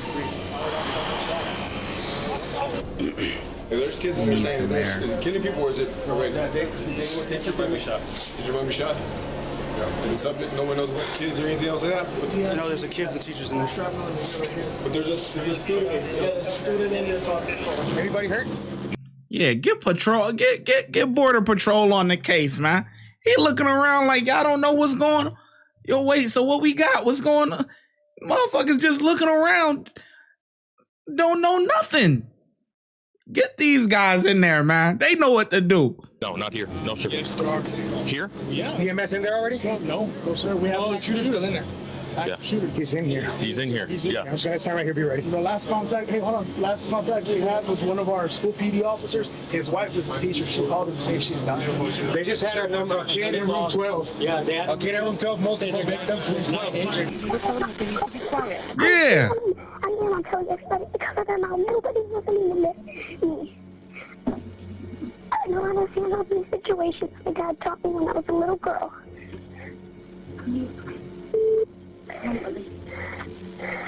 Send help. One of my teachers are still alive, but they're shot. How far are y'all away?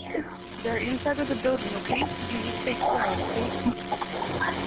They're inside the building. You just need to stay quiet. While Chloe continued giving crucial information to the dispatchers, another child, Mia, called 911 and said they were in trouble and needed immediate police intervention. But because the operators couldn't hear her clearly, they ended the call. There would be at least 6 to 7 emergency calls made from room 112 before police finally sprang into action. This is school shooting. Yes, I'm aware. I was talking to you earlier. You're still there in your room? You're still in room 112? Yeah. Okay, you stay on the line with me. Do not disconnect. I don't know which one of those. Careful, Chief. Here, I'll run behind you. Come on. Cover that room. Cover this one. Shh. Watch out, Chief. Just clear that fatal funnel. Tell them to wait. Don't shoot. No one comes in. Do me a favor. Yes, sir. Run this side. You're gonna walk in for me. Okay. Wait. Let me get my light. Okay, go ahead.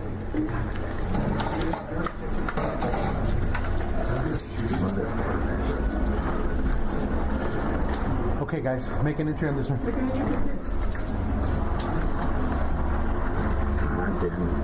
It's okay, sir.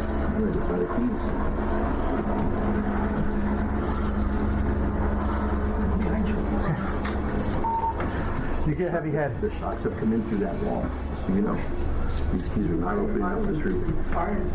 There's a not opening up this room. It's not opening up this room. I already checked them all twice.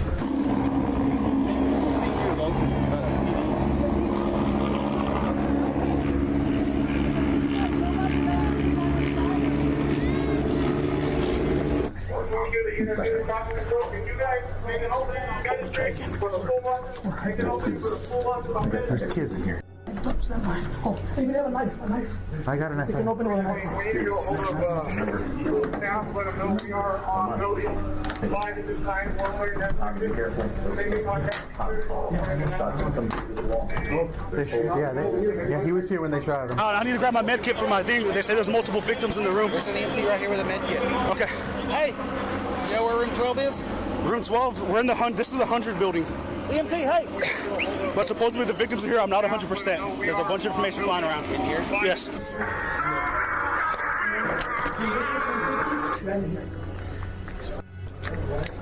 Central office. Yeah, we're gonna get him. Get him, dog. It's not opening. Police. One second. We try to get these kids because we're going to get into shooting and all these kids in here. Word about the 911 call mentioning victims inside the classrooms was spreading quickly among the parents, and one of them, Angeli, had no plans of leaving her children in the hands of fate. At first, officers handcuffed her for arguing with them, but as soon as she was uncuffed, she jumped the school fence and ran inside to get her youngest son and one of his classmates.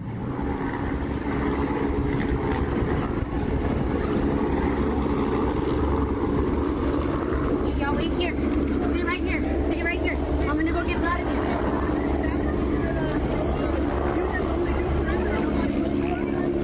You all right? It's okay. Y'all just stay right here. That's okay, baby. Y'all gonna be okay. You're good.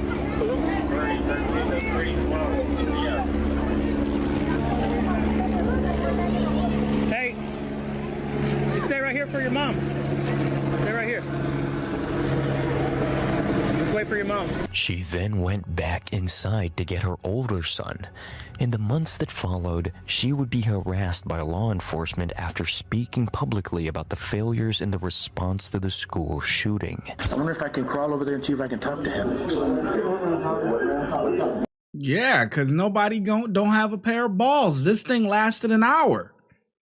This shit, this is crazy. Somebody got to have a pair of nuts. Huh? He's shooting look at that thing. He's shooting through the door. Another harrowing account from one of the students inside room 112 describes the shooter getting bored because of the delay in the police response. So he asked the students whether anyone needed help, and when one of the kids yelled yes, he shot them. A different student stated that it was someone from law enforcement who asked the students to yell for help. It's still unclear which version is true. The cop said, "Help if you need help," and then one of the persons in my class said, "Help." The guy overheard, and he came in and shot her. And then the cops barged into that classroom. I need a breaching tool. Hey, can you go get a breaching tool? Like we're trying to have. We have one. I know.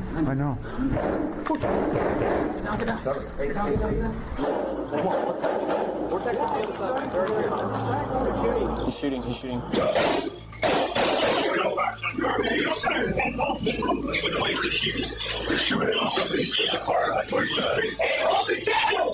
Cover.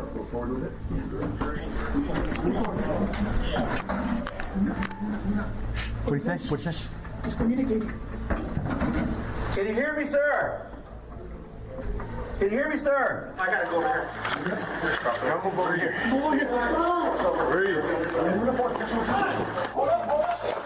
Ready? Get that shield up. Get that shield up.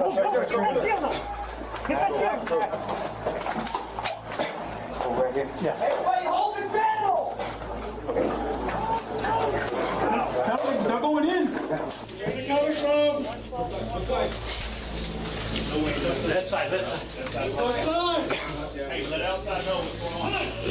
Hey, let them know what's going on. Tell them what's going on out there in here. There's 2 rooms. Probably the one on the south. One of the 2. Be careful. Probably the one on the south. Don't holster, guys. Rifle. Yeah, come on, brother. Shot about 3-4 times. That was him, huh? Yeah, that was him. Commissioner, he came out?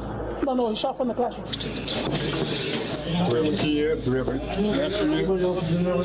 Is the guy still in there? We're not sure. After failing to open room 109, Miss Avala's classroom, Chief Arredondo ordered officers to break the classroom windows from outside and evacuate everyone. How about this? Guys? Break this window and get these kids out. It's secure to the glass. They won't break through there. We won't get them out. We won't. We need to get through. We need a breaching tool. Huh? Third window. Third window. Be careful with crossfire. We're gonna get these kids out. There's 2 windows per classroom, right? Yeah, 2 windows. Hey, Johnny. Third one. Third window to the left. Hey, that's not where he's at, is it? No, he's like 5th. There's kids there.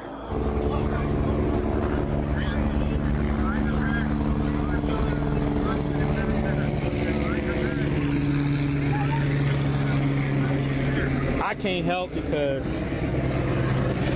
they're not letting regular people, only if you got kids here. What LLM says, what am I thinking? I think they need to wipe this whole police department clean. Anyone with 10 or more years on the job gotta go, man. Gotta go. You got 10, 15 years on it, you gotta go. Because that's about how long it take. Well, about 15 years. You know, everybody at the top of the food chain gotta go. Got to go. This is horrible. Nobody know what to do. This is they're about an hour in, and they're still hearing gunshots. And even when they're moving forward, they're not even really moving forward in unison. Really, the guys with the shield should be first. This is how it's gonna go. This is how it should have went. The guy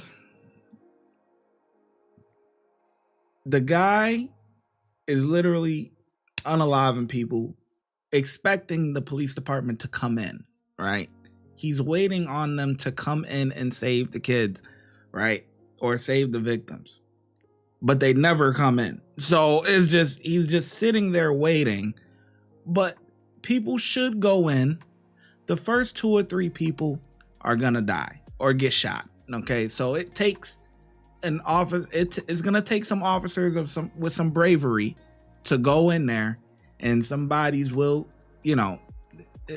some officers would die. This is what's gonna happen, or at least get shot. And then the other ones behind them is gonna eliminate the threat. There's gonna be some bodies sacrificed, but that's what happens when you sign up for this job. Everyone with the shield move forward, can hopefully ricochet or whatever, can hopefully block it, but there's probably gonna be 1 or 2 people sacrificed, and then you're ultimately gonna be able to kill him. But that stops this whole thing. This should not have went on for an hour like that. Horrible. Terrible. Oh, Diane said, nope, he was fired. Who was fired? Is the chief? Oh, he was fired. Yeah. Piss poor job, man. Piss poor job. Well, the school just called me saying they're not going to let my kids go home until all this is over. So it's sad, man. I never thought it was going to happen. Especially in elementary, bro. Kids are look at them young little kids that can't fight back. It already happened in in the Sandy Hook. I think it was Sandy Hook or. But, and then people are surprised that it happened here. But this is the ideal place, an elementary school, where the kids can't fight back, can't nothing. A school in general was bad, right? But elementary school, it's a easy target. You have to go talk to them. They got to count the kids first. Can you tell the police to come to my room? I already told them to go to the room. We're trying to get someone to you. You hear anyone come in, but they're not supposed to be. If they don't say that they're police, y'all pretend that you are asleep, okay? I hear. Kids. I hear kids.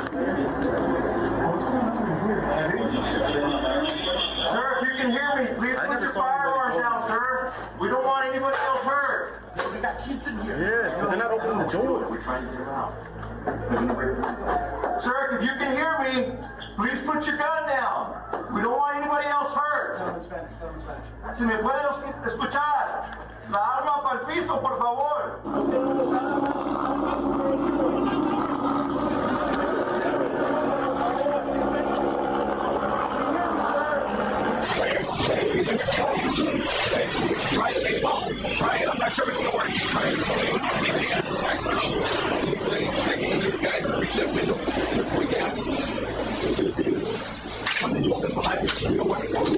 Sir, if you can hear me, please put your fire.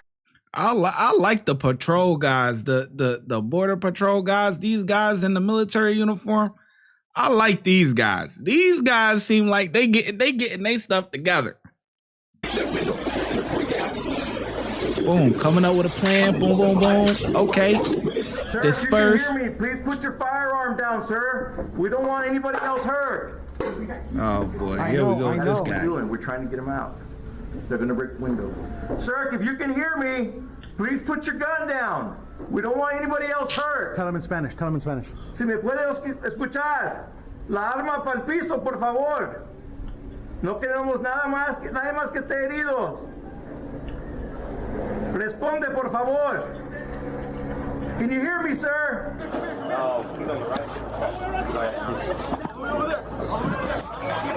Don't stop.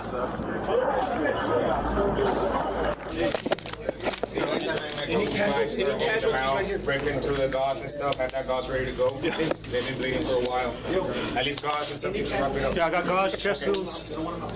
Hey, casualties, we're gonna put them right here. We're not taking them out yet. Casualties, stay right here. Yeah, if you have anything, start ripping it out, bro. Just breathe, relax. Yeah, border patrol guys. I like these guys. Right, they go from Andrew's way. Come on. Go, buddy, that way. All the way. Don't stop. Go, go, go, go, go, go, go.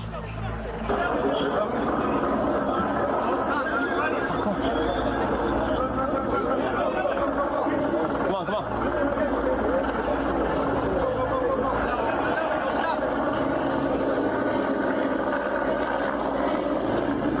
You clear? Hold on. First thought is that we need to vacate. We haven't contained, and I know this is horrible. I know it's what our training tells us to do, but we haven't contained. There's probably gonna be some deceased in there, but we don't need any more from out here. So I called out and I said, get these kids out. Whatever I told them, bust those windows, get them out.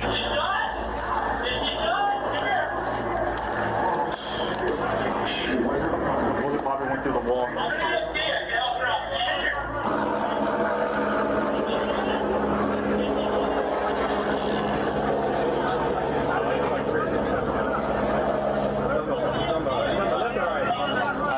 He's on this side. Right.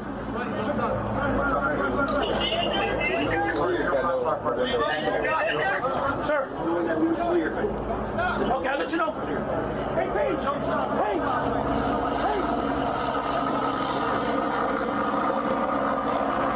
Let me know when there's 0 kids so we can go in. I'd like to get to that window.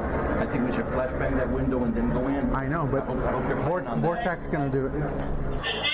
Let me know when you're clear. We're still getting them out. Let me know when that room's clear. Let me know when that room is clear. Somebody's talking on the phone. Someone is on the phone saying that they're injured. Are you injured?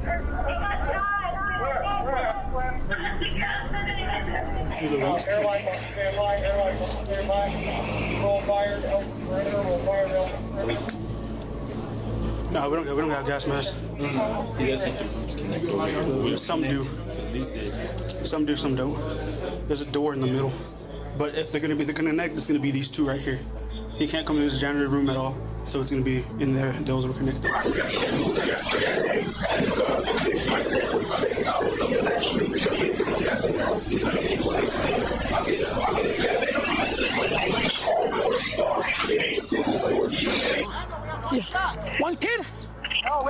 from there shot. Okay, the teacher shot in there. She shot. The students. Let's keep this.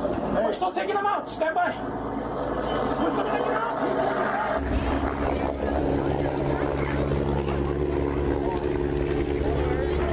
That's me. Tell your mom hi. Tell her you're okay. I saw Esme.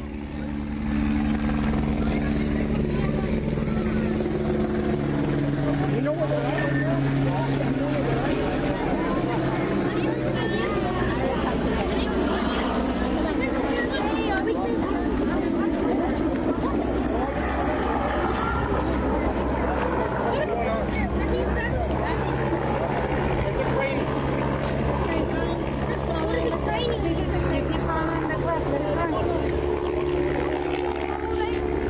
Can you access this room through that door, that middle door?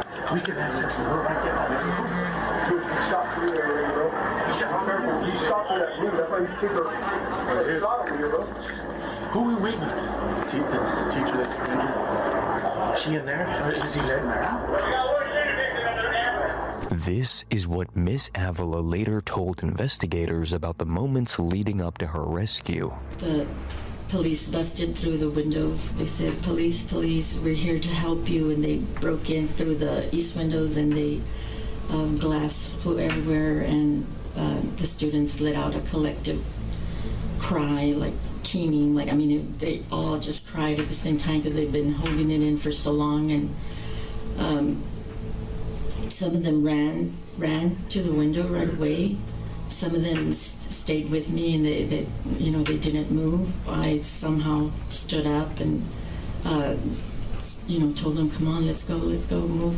I was the last person out. By that time, I was out of strength, and it was my turn to climb out, and the officer kept saying, come on, get out. And I told him, I can't, I'm shot, I can't climb. And then they called another officer, jumped in, and between two officers, they helped me out.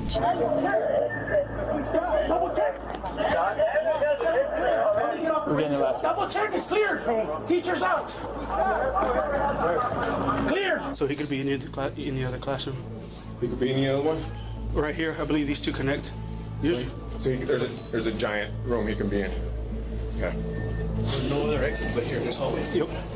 And then we got the windows covered.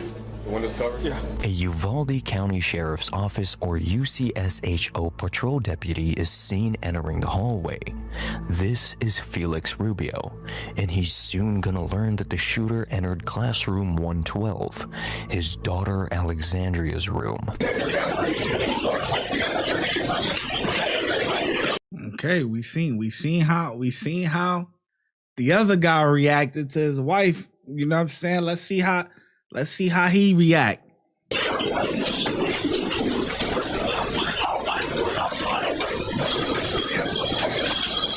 Room all of 108, 110, 104, 102, all these on the west building.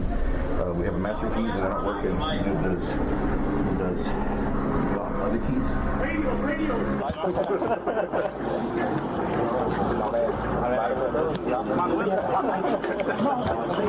Are we waiting for Bortak to come in?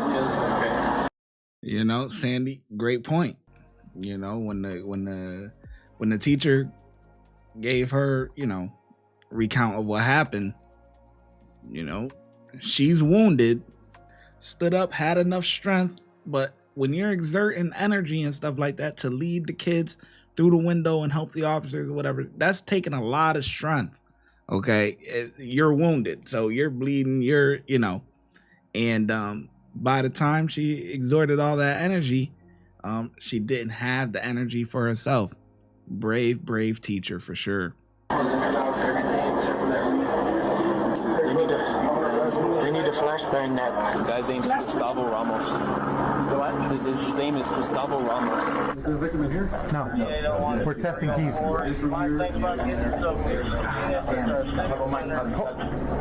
all the control that area over there. Are those cookies? What? Are those cookies? No, Sergeant. In the Sergeant? That was for the school, yeah. Try all those lights. Don't want to tape on this? Yeah. There's a lot of people in there. That's why I'm like, gotta get that shit forward.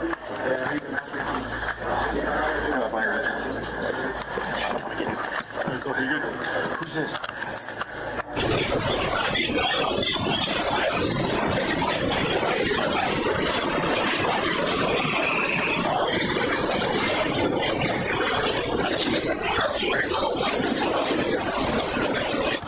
We got everyone out. But there might be kids in the room. Where's the kids? Most of us. You pull them out that way. These your keys? No. They're custodians. Keep searching. Keep looking. We need the master key. God damn it. That teacher, she was in the class adjacent. So they both went through the wall and everything. One of the kids was bleeding. Did she get hit? Maybe with the brother coming out the window. Maybe. Yeah, right here, like she got busted up.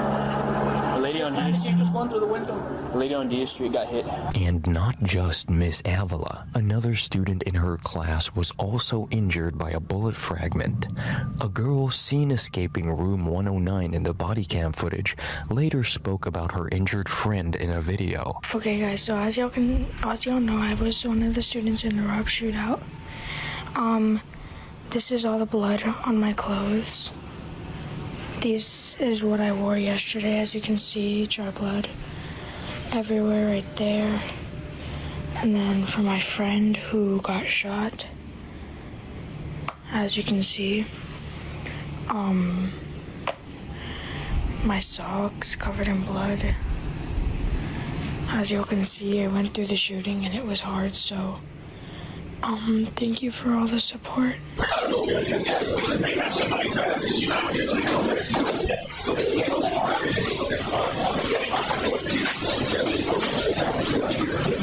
Damn. That's very sad. But dang, these kids be on social media at an early age, don't they? God damn. How old is these kids? I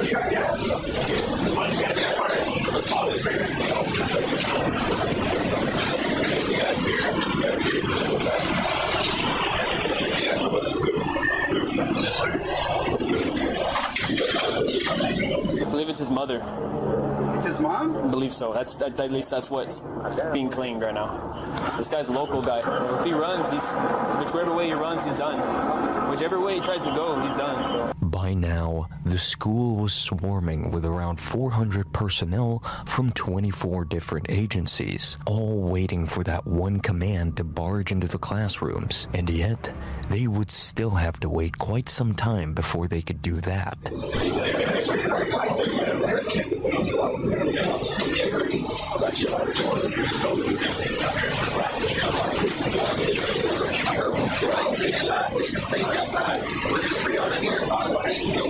I don't know if he's looking to the bottom or what. He's looking at shadows. So watch out.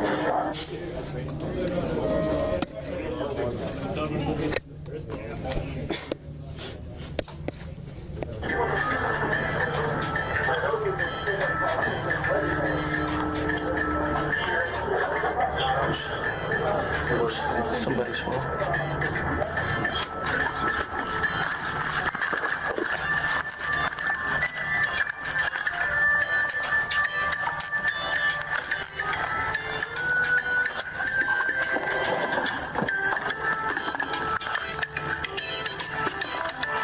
Alarm.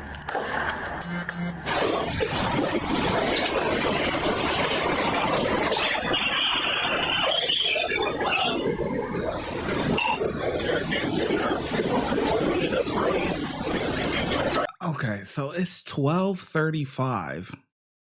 When does this shit start? Like, when did the cops first arrive there? 12. When does this shit start? Because this is insane. Okay, so they got to the victim about 11:30 something. So this whole thing been going on over an hour, man. Wow. Stand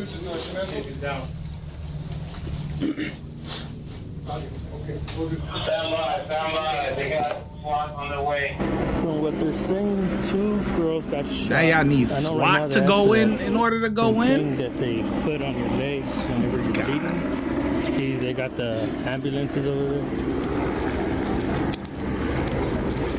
and they're backing up into the school. Even after lining up in front of the classrooms, the BORTAC team, along with other officers, continued waiting for the correct master key to arrive. This was despite knowing there were children with severe injuries inside, along with a teacher who was dying and desperately waiting to be saved. We're going to get scrutinized. I'm expecting that. We're going to get scrutinized why we didn't go in there. I know what the firepower he had based on what shells I saw, the holes in the wall in the room next to his. I also know I had students that were around there that weren't the immediate threat besides the ones that I know were the immediate threat. And the preservation of life around, everything around him, I felt was priority because I know there was probably victims in there. And with the shots I heard, I know it's probably somebody who's going to be deceased.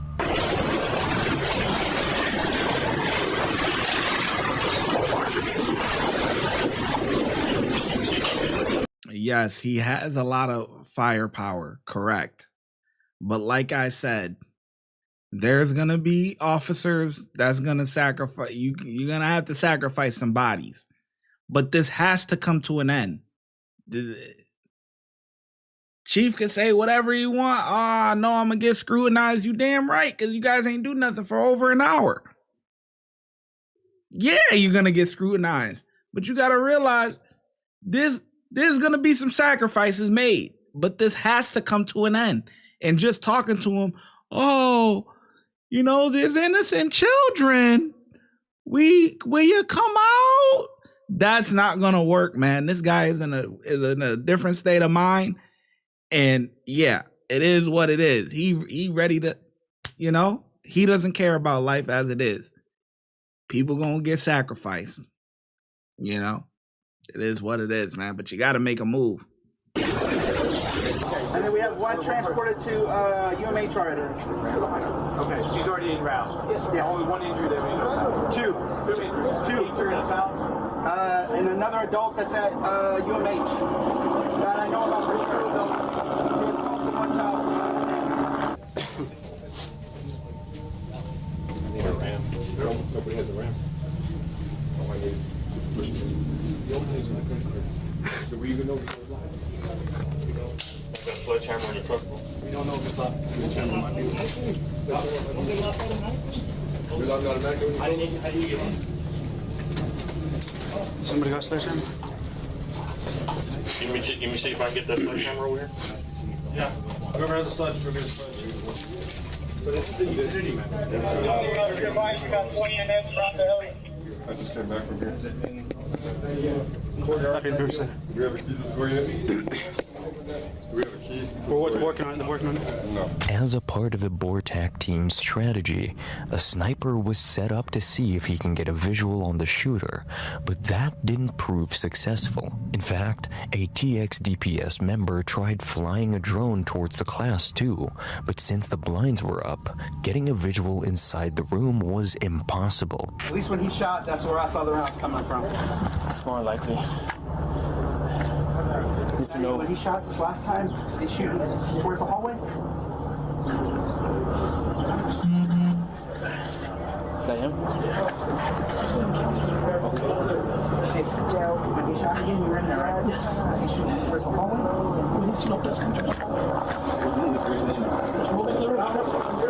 Watch out. What else do you need? BORTAC.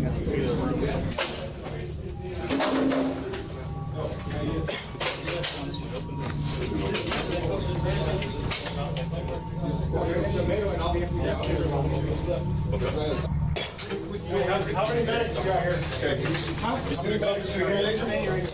See the green laser? It's right there in that green laser, right? Yep.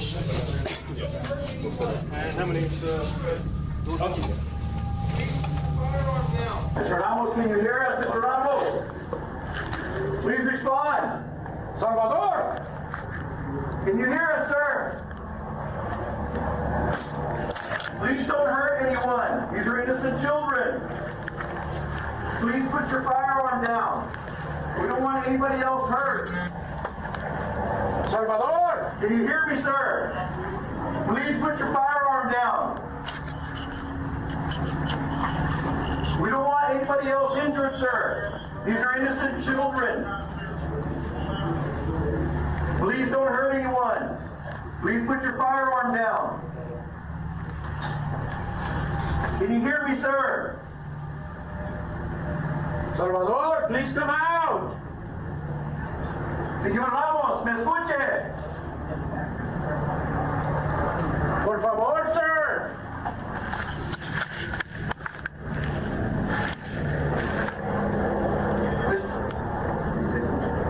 Mr. Ramos, please put your gun down. Don't hurt anyone. Go back. Behind the buses, please. Behind the buses. Come on. Go back. It's not complicated. Come on. It is kind of complicated when we got kids here. Yeah, well, that's the whole point. Let's move the camera for the kids. Go back. Go back. Go back.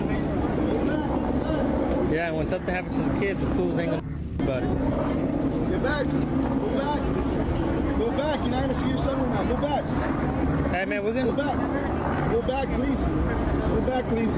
Go behind the buses. Behind the buses, please. Behind right the here, buses. bro. It can't be complicated, bro. It can't be complicated, bro. Come on. Nah, you guys move back, okay? You guys go move back. Behind the buses. Stay right here, bro. Behind the buses. Stay right here, bro. Behind the buses, please. It's just like behind the buses, please. Behind the buses, please. Behind the buses. Go back. Go in the building. Go back. Behind the buses. Mr. Ramos, can you hear me?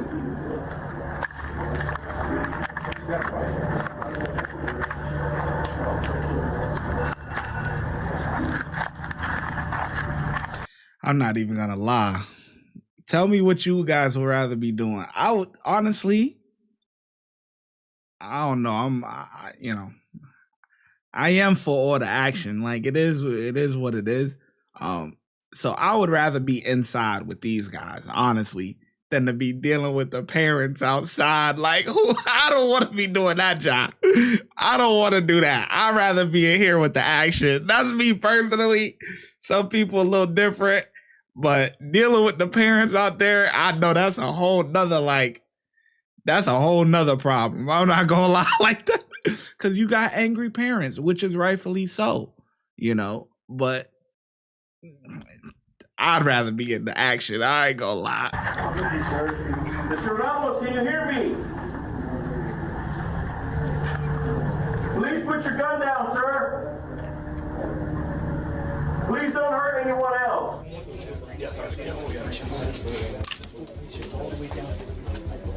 Just don't clog it up. We gotta get him out as fast as possible. Don't stop the treat. Just keep passing to me. Mr. Ramos, can you hear me, sir? Please put your firearm down. Please, sir, don't hurt anybody. Mr. Ramos, please put your firearm down. Everyone continued waiting for instructions on breaching the classrooms, while another confusion broke out among the officers over whether the South team or the West team would make entry. At the same time, CBP and TXTPS medics began coordinating triage.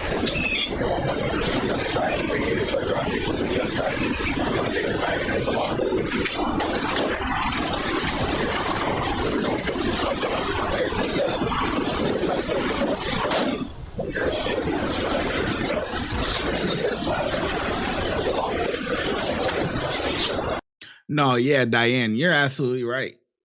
In the aftermath, the ones dealing with the parents are probably glad they were. No, for sure, 100%. It's tough. You know what I mean? It's tough.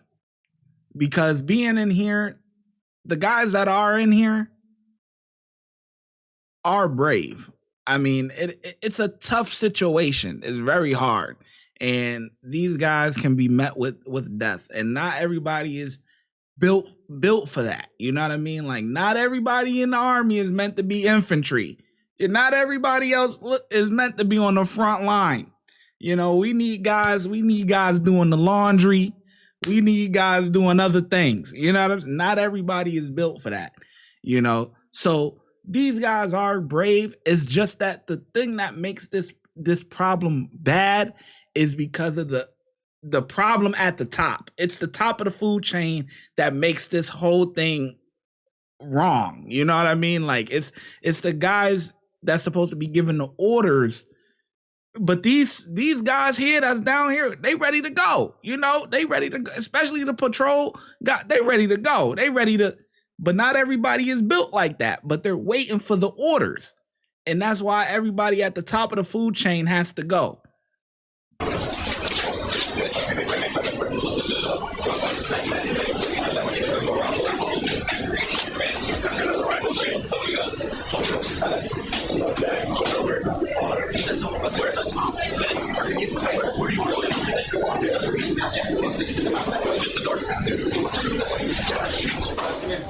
We're gonna send out wounded.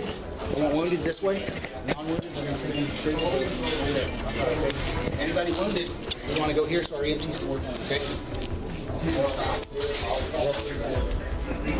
Damn, 12:42. Oh my goodness. No, I'm good.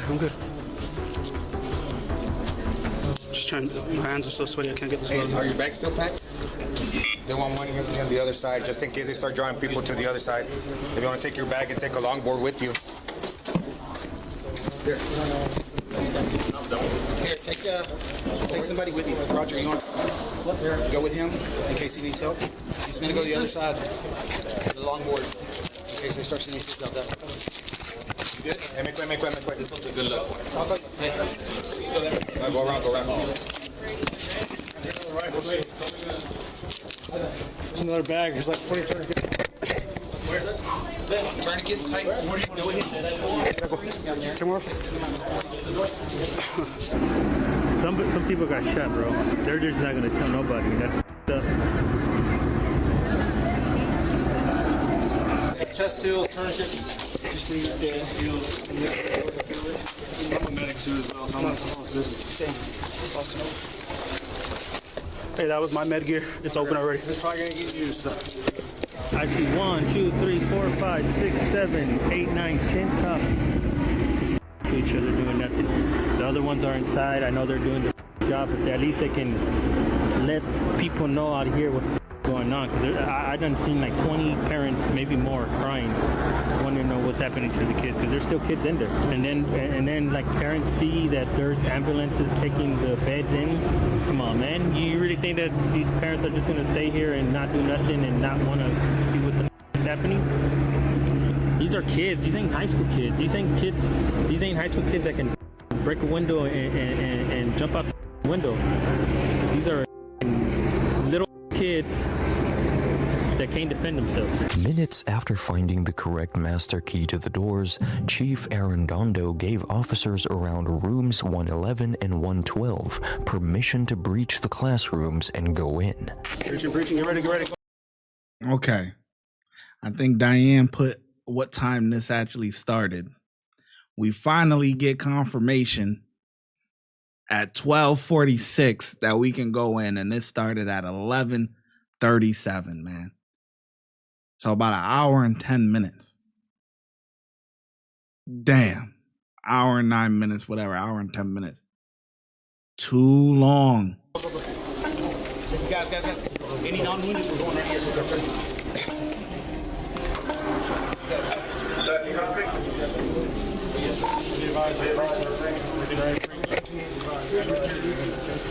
Hey, Mo, say your shit down, get set up, move up here with me. The layout. Have y'all seen the layout? These are in, they're breaching. Wounded right here, walking wounded, non-wounded into that classroom. Okay. It's a clear room. Anything bad for the EMTs? We got EMTs right here that are going to triage.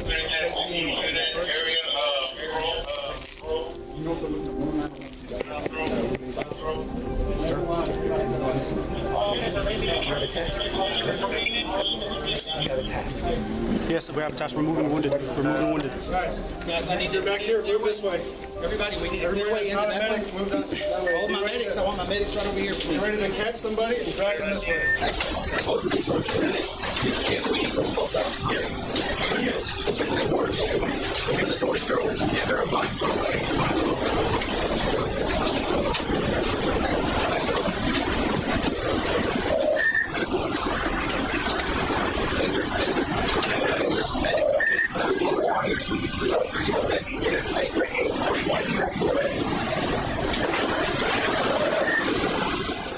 It's dark, can't see anything. As soon as I make entry, I realize I don't have a flashlight, I can't even see. So I look to my right and there's a pile of the bodies.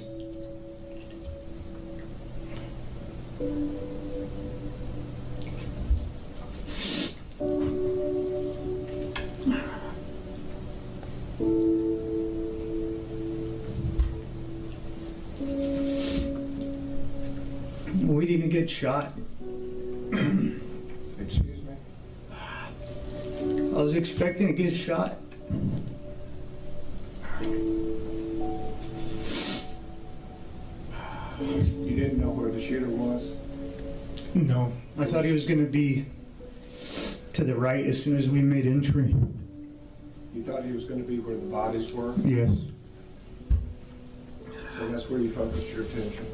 Yes, but it was hard to see. It was dark. And then the door, you hear a door creak open in front, and then the shooting starts. It was directly in front of us. Whoever was in front of me, whether it was a guy with a shield or a board tack, I don't know if he was in the stacks a little. I was either 2 or 3, so I don't know if someone peeled right. But whoever was in front of me, the door was right in front of him. So the guy with the shield, more than likely. It felt like a long time. I know the video's fast, but it felt like a long time. Eventually shooting happens behind me. And then it's over. And in front of me, there's someone with long hair face down, and I think I thought it was a teacher at first because he had long hair. They flip him over, and I could tell it's the shooter. He's in all black.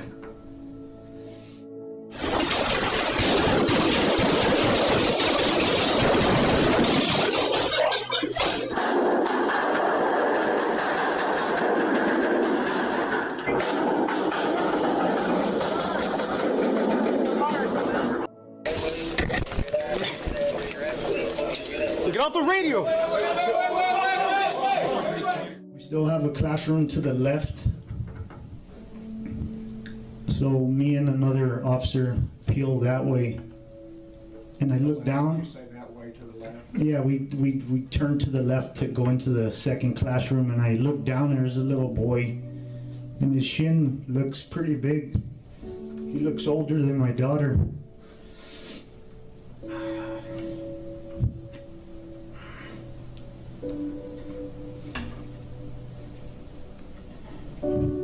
So I think maybe she's not in here.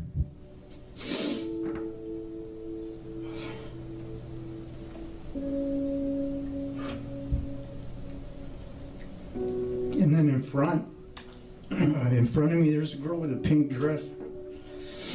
And I thought I saw her stomach move. Like she took a breath and held it, I'm not sure. And I asked the guy to my left, did you see her breathe? But at this time, it makes sense now. I'm not getting responses, but I have a gas mask on. I don't know if he answered me or not. But right after seeing hers, when all the chaos in there started, the desks being pushed everywhere, screaming,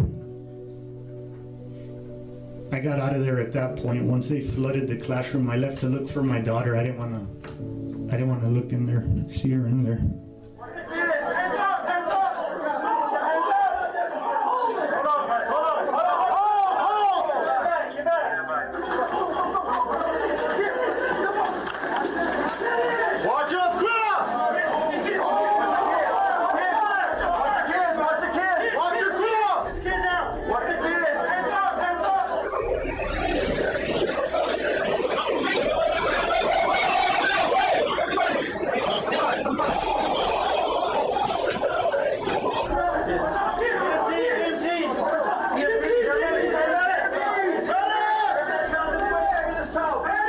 Oh, they got him. They got him.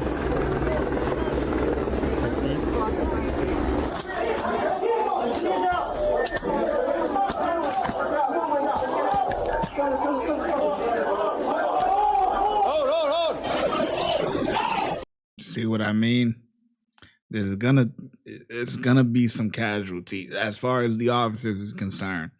You know, the first ones in there, it's gonna be on, and now you see an officer got hit and everything. That's, you know, it's gonna take some brave guys to put their life on the line, really.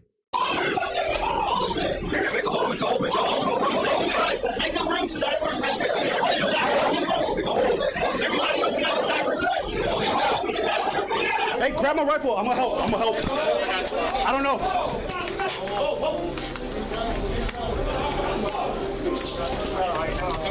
Who's hit?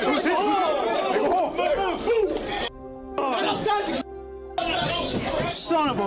All right, guys. I know, I'm good.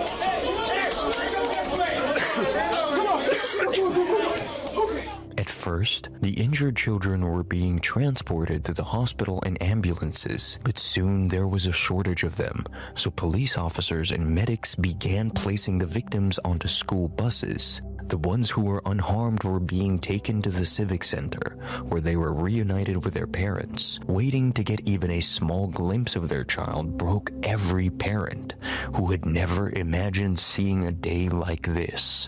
I just saw her. The case is good.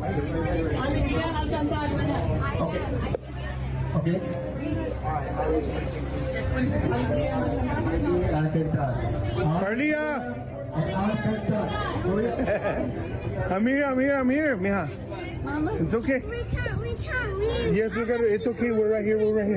Okay, it's okay. We're right here. Okay. Hey, we're right here. Okay. Hey, it's okay. We're right here. Go inside. Come on. Walk right now. You can count. It's okay, mija. We're right here.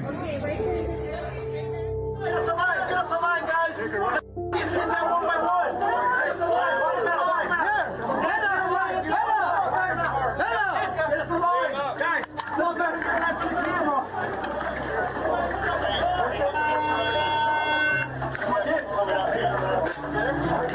Our guys good.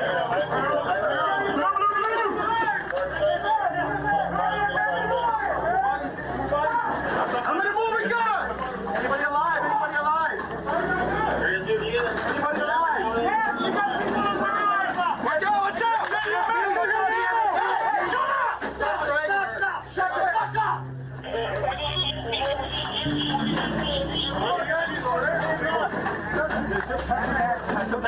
Yeah, we gotta get some help. Come on, pass somebody stop. Come on, guys. Everybody stop. Help her out. Help her out.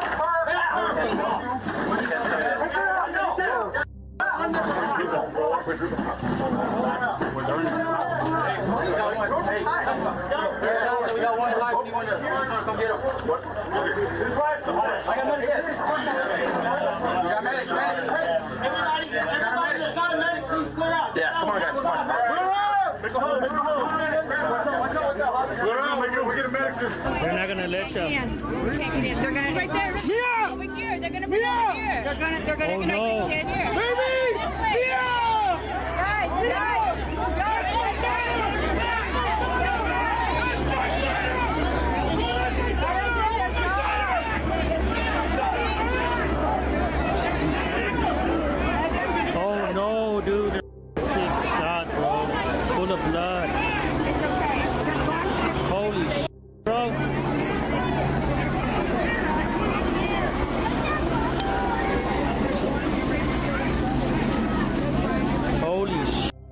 this is what I tell you, dude. That these parents want their kids, bro.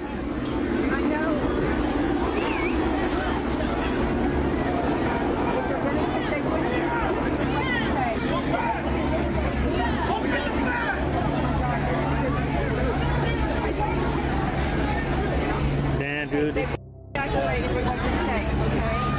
They would not evacuate because it's safe.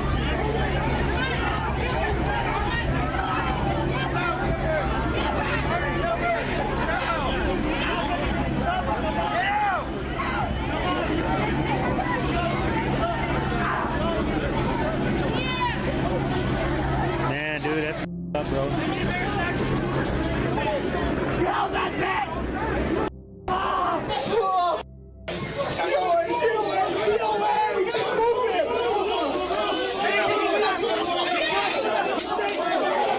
Get him. Go, go, go, go, go. Make it home, make it home, make it home.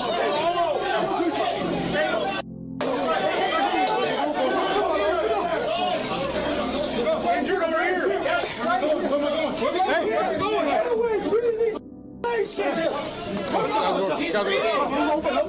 Hey,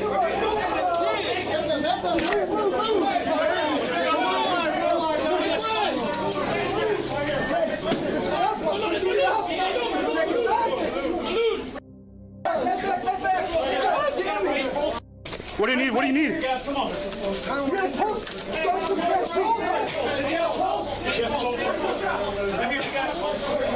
Hey, we need moving him out of the way. Big chest bending.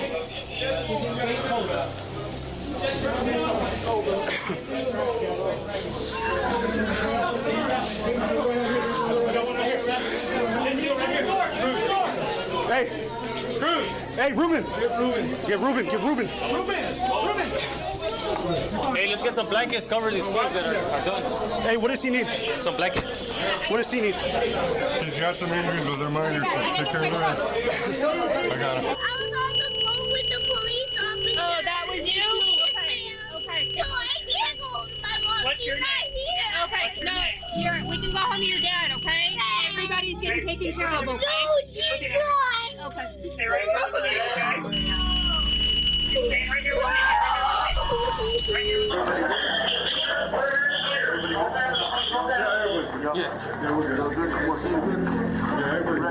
Everyone's good.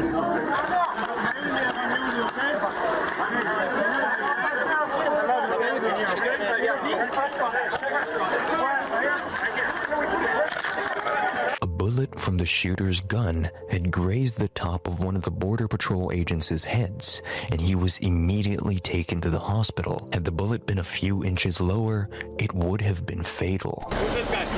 I don't know. All right, after clearing the street, they can egress east on Geraldine, north on Street for egress. East on Geraldine, north on Street. I don't know. Dude.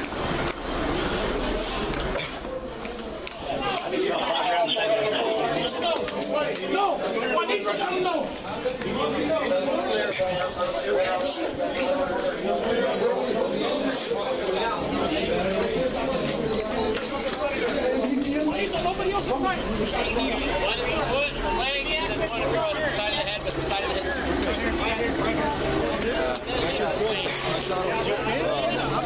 It was, man, like 4 of us. It was probably Becker with the shield, me, Wayne, PD guy with just a green t-shirt, PT clothes.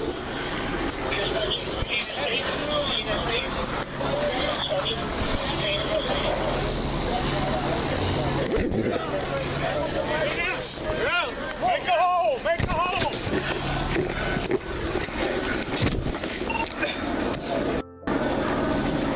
We got a lot of youth walking the West Grove area. It's fucked. It's fucked. Can't control it. Can't control it. Try to fight as hard as we can. All the other doors, I got it over there. Where else do you have doors? Right out here. You got some people out here. Yes, sir. Hey, you need a stretcher in here? No. Not yet. If we need a stretcher, we'll call for one. Okay, stand by. Yes, sir. Chief, Sir. you got somebody with Ruben? I don't know where he's at. Let me get a second medic. Second medic. 1 minute. You medic? If you're a medic, just stand by. We're going to walk out to school once we're done. and obviously we got to work this, right? So we're going to be in here for a long, long time. So I want to touch base with you. DPS is going to, they're always helpful with resources, so I'm going to be captain in just a second. So we can start working. The suspect should be deceased, but I was told that we carried some of the kids out. So hopefully that's the case. We need to get the cameras. Just be careful. There's skull fragments and stuff everywhere. They're just walking around making assessments. I think they're in here probably. The captain was with him? I don't know. I'll double check. Captain Betancourt in there? Captain Betancourt? No. No? No. Okay, this is one of the deceased. Yeah, there's going to be several more inside. But we need to get her out of here, obviously. This looks bad. We're not going to fly around and see a deceased out here. But obviously we need to take some pictures of her. Yes. Okay, I appreciate that. Okay, let's cover her up around because I don't want the camera to start filming. Hey, do we need to get Ruben to the hospital? Have they taken her to the hospital? Yeah, I think they were working on it.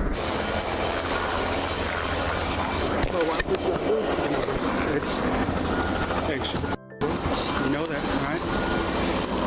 Right? You know that. She's strong. You got this, brother. Hey, I love you. All right? She's gonna take her. She got this. Okay. You got this, all right?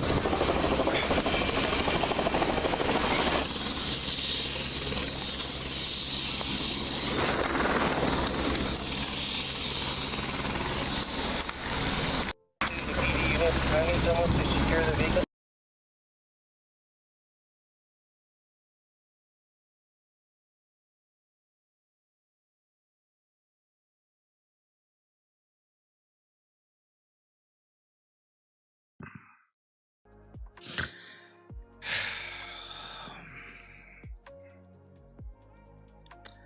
I gave Ruben a tough time in the beginning, man.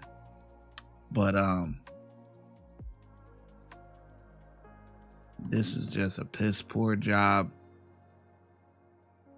from the guys at the top of the food chain. Piss poor job, man. Were people going to die? Yeah, it's inevitable. You know, yeah, the people are going to die. Are people going to get shot? Yeah. But if they would have got in there a lot faster, less people would have died. For this to go on as long as it did, and to hear different people's accounts about how the shooter was waiting for officers to come in and rescue so he could get busy with him, and they never came. So he got bored and unalived other people just because the officers were taking too long. Sad.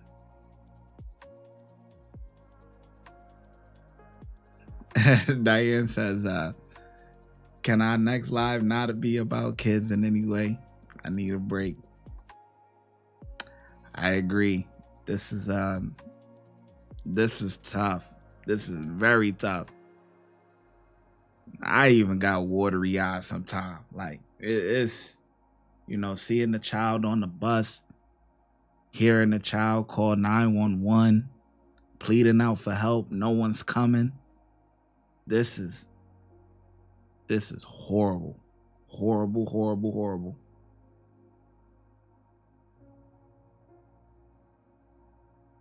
The top of the food chain, man. Failed.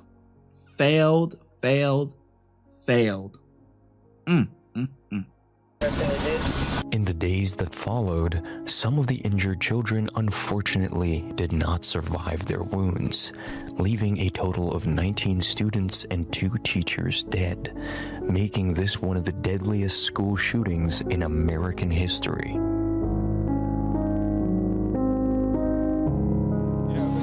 They're just kids.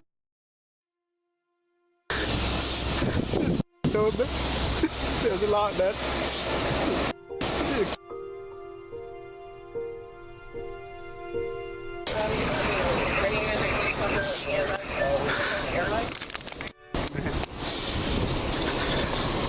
I know. It's just bad. Like, I just never thought that would happen here. Yeah, he laid like suppressive fire. When we came around this way, we could hear suppressive fire through there. He's just shooting everywhere. Who called these shots fired at Rupp School? I did. You did? Yeah, because there was actually shooting. Like I said, I got here shooting still. We both came in and parked in the front. My radio's on the floor. I threw it all. It was just flying everywhere. I'll set him. Mine's right here. I'll set it. Hey, you good? I'm good. You have anxiety, okay? I know. Okay. Do you want me to take your weapon right now, just in case? No, I'm not gonna do nothing like that. I know you're not. But just to say that I did, and to make me comfortable. Are you good with it? I want you to take a seat and relax for a little bit, brother. Okay? Because the last thing I need you to have is. Are you good then? Yeah, I'm good. All right. Okay. Well, then go have a seat. Just relax. Okay. Thank you. You don't have a copy of that?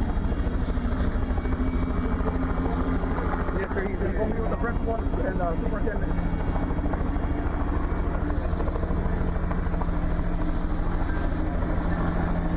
You know this guy has a kid here or what?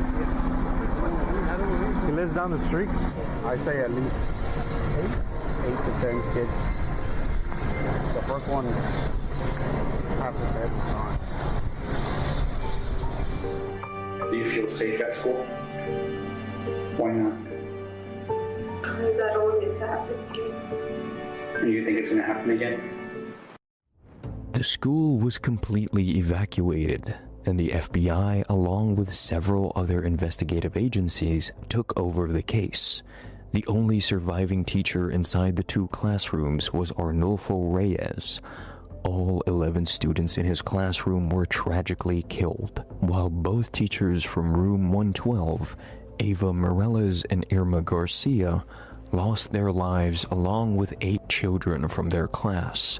Based on the time of death, reports suggest that several children were still alive until the last barrage of shooting, with some surviving by playing dead in order to trick the shooter.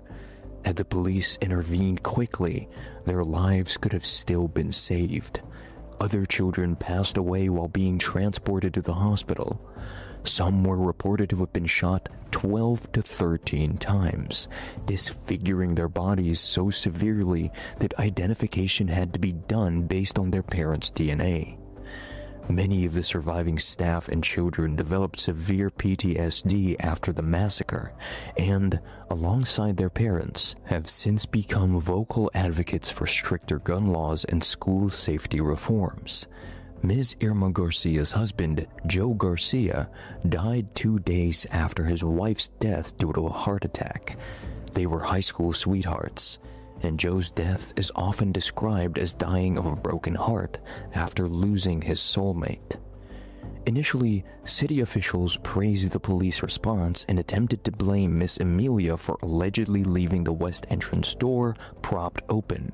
However, as the investigation progressed, officials retracted those statements and publicly apologized to Miss Amelia after evidence showed she had attempted to secure the door. Authorities later admitted that there was nothing heroic about the law enforcement response, describing the operation as a complete failure.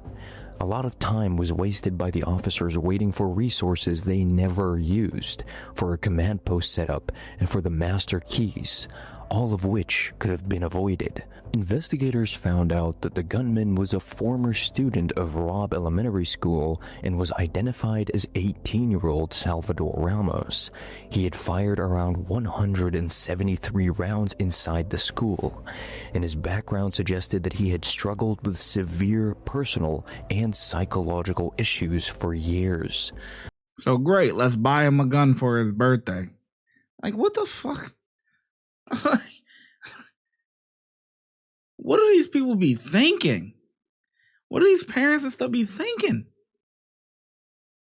Because that's how he got the weapon.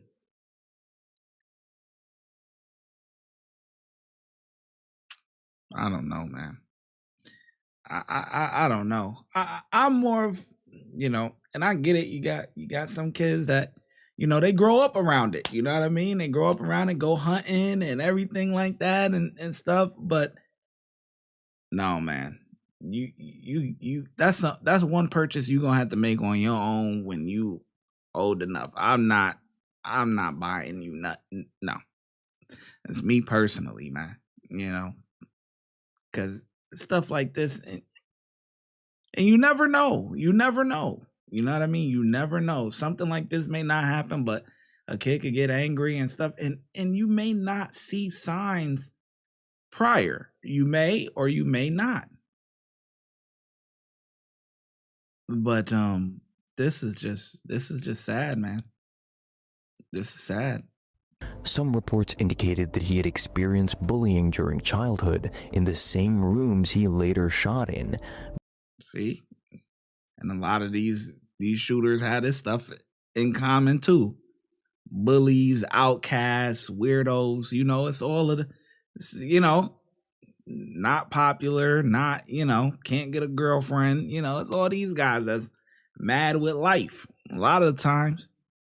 Because he reportedly wore the same clothes every day, though investigators never identified a single definitive motive for the attack. In fact, he had been planning the attack for quite a while and had been saving up to buy the 2 rifles. He had also texted a 15-year-old girl from Germany that he was leaving to shoot up an elementary school right after shooting his grandmother. The girl was later prosecuted and found guilty of failing to report a planned crime. A German court sentenced her. Wait. I thought he got this as a gift. He bought it himself? And some German girl. He had experienced bullying during childhood in the same rooms he later shot in because he reportedly wore the same clothes every day, though investigators never identified a single definitive motive for the attack. In fact, he had been planning the attack for quite a while and had been saving up to buy the 2 rifles. He had also texted a 15-year-old girl. I just shot my grandma in the head. I'm gonna go shoot up the elementary school. I just saw the news. What?